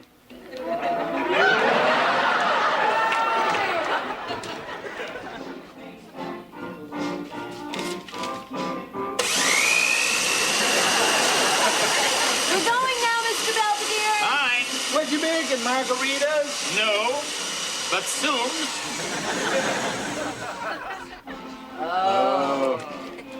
Up with pimples, still at it, huh? It's not coming from the basement. No, I moved them out to the garage. By tomorrow, I hope to have them out on the Pennsylvania Turnpike. Mr. Belvedere, this is Wesley's little suit for the dance tomorrow. Could you please drop it off at the cleaners? Certainly. I suppose all the ones on your way to school are closed. I'm sorry, Mrs. Owens. It must be the music. Come on, Marcia. Look, this time he sent me candy and flowers. Ooh. Must be one heck of a guy. Oh, Mr. Belvedere, not knowing he's making me nuts. Me too. I wonder if these are liquid centers or assorted.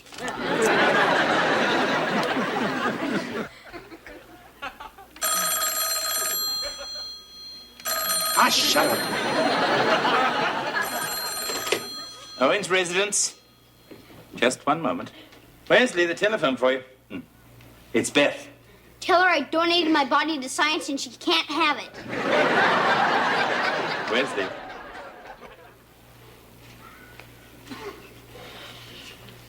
Hello? This is he. Yeah, I'm still going.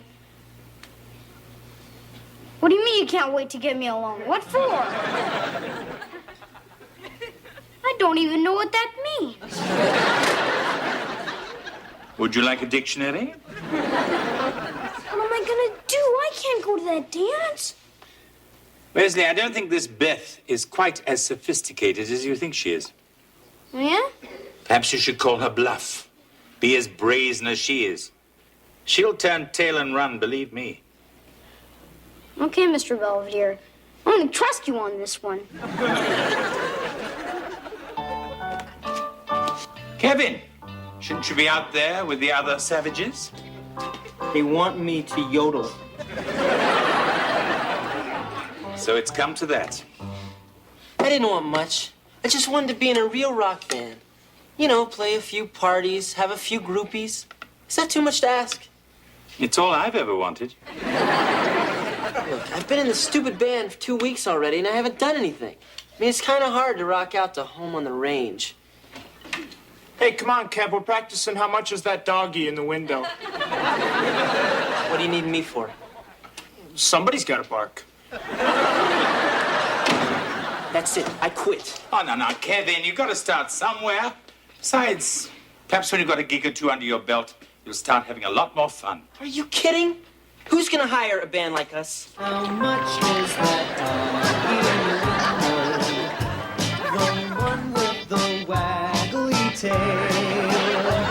How much is that doggy in the window? Why do I have to be here? Mother, your brother's band is playing. So the whole family has to suffer? That's about it. Well, what if my secret Valentine calls? I mean, I was sure he was going to come up to me at school today, but nobody did. And Valentine's Day is going to be over in a few hours. Come on, Heather, cheer up. Maybe Mr. X will show up here tonight. Yeah, sure, Dad. May I have this dance, please? You never know. Well, Mrs. Owens, Mr. Owens. Hi, Beth. Haven't seen Wesley. He's still coming, I hope. Yeah, he'll be here in a few minutes. Mr. Belvedere's bringing him. He's lucky to have two such charming parents. Well, thank you, Beth. And I can see where he gets his good looks and rugged manliness. Well, ciao. Nice kid. I do hope that doggy's for sale.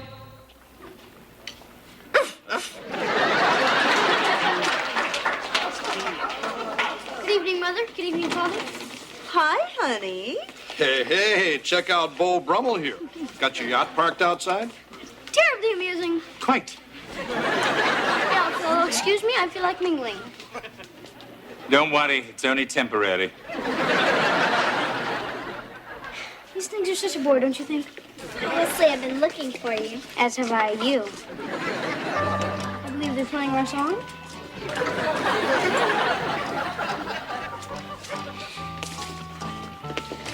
That's real interesting with Suru. Tell me more about nuclear throw weights. I'm sorry. Mind if I cut in? Sure. Thanks, Dad. Hey, kitten. May I say that you look very handsome tonight? Sure, go ahead. Wesley, what's happened to you? You seem so different. I hope we don't frighten you. Oh, no. Well, good, because I was thinking maybe after the dance we could slip away to my treehouse. All by ourselves? Sure. It's got a wonderful view. On a clear night, you can see the Toys R Us. So what do you say to that? I say, let's go. Mr. Belvedere. Sorry. Looks like your brother's doing okay. I'm glad somebody is. Hey, come on, honey. I'm never gonna find him. Oh, I don't know. Maybe your mystery man's just waiting for the right moment. You know, like when you're both out on the dance floor and he's holding you in his arms. Like now? Huh? You hold the key to my heart. Be my Valentine forever. You mean you're the one that sent me the card and the candy and the beautiful poem? Your old pal. What's the worst thing anybody's ever done to me my entire life? Having fun?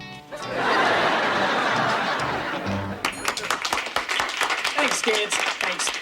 And here's one you grown-ups might remember. It goes a little something like this. You ready, guys? 1. Standing on the corner, watching all the girls go by. Wesley, I don't understand. I thought you wanted to be alone with me. I changed my mind. Why? Was it something I said? It's everything you say. You scare me. I don't mean to. It's just every time we're together, I feel funny inside. I mean, like when you get car sick? I guess so. And I guess I was hoping you felt the same way. Well, it's any consolation. I do feel a little nauseous. You mean it? Well, look, it's just you're the first boy I ever really liked. And I just wanted to prove it to you in more than words. All right. Go ahead. Get it over with.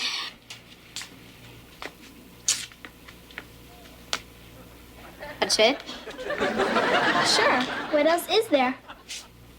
Well, I don't know. There must be something. Wesley, we're only 10. Oh, yeah. I forget sometimes. Standing on the corner, watching all the girls, watching all the girls, watching all the girls go by.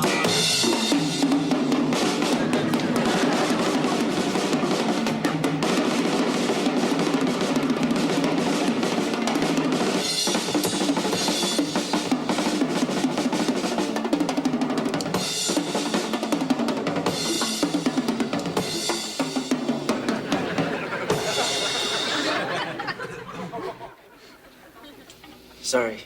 You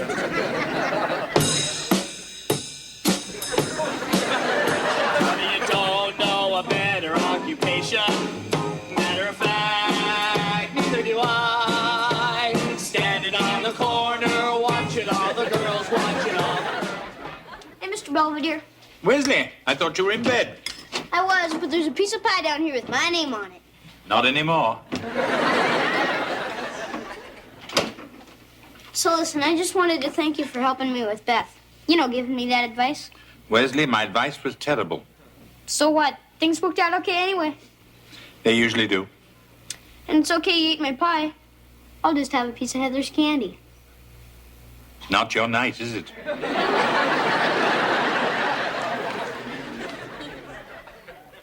Dad? I'm sorry. You're the best Valentine I ever had.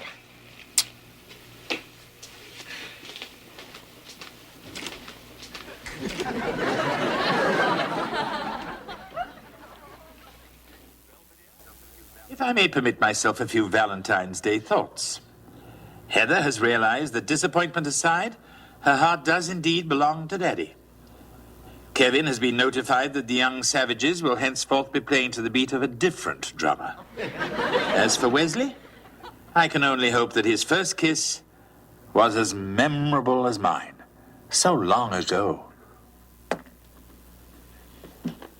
Maggie, you vixen.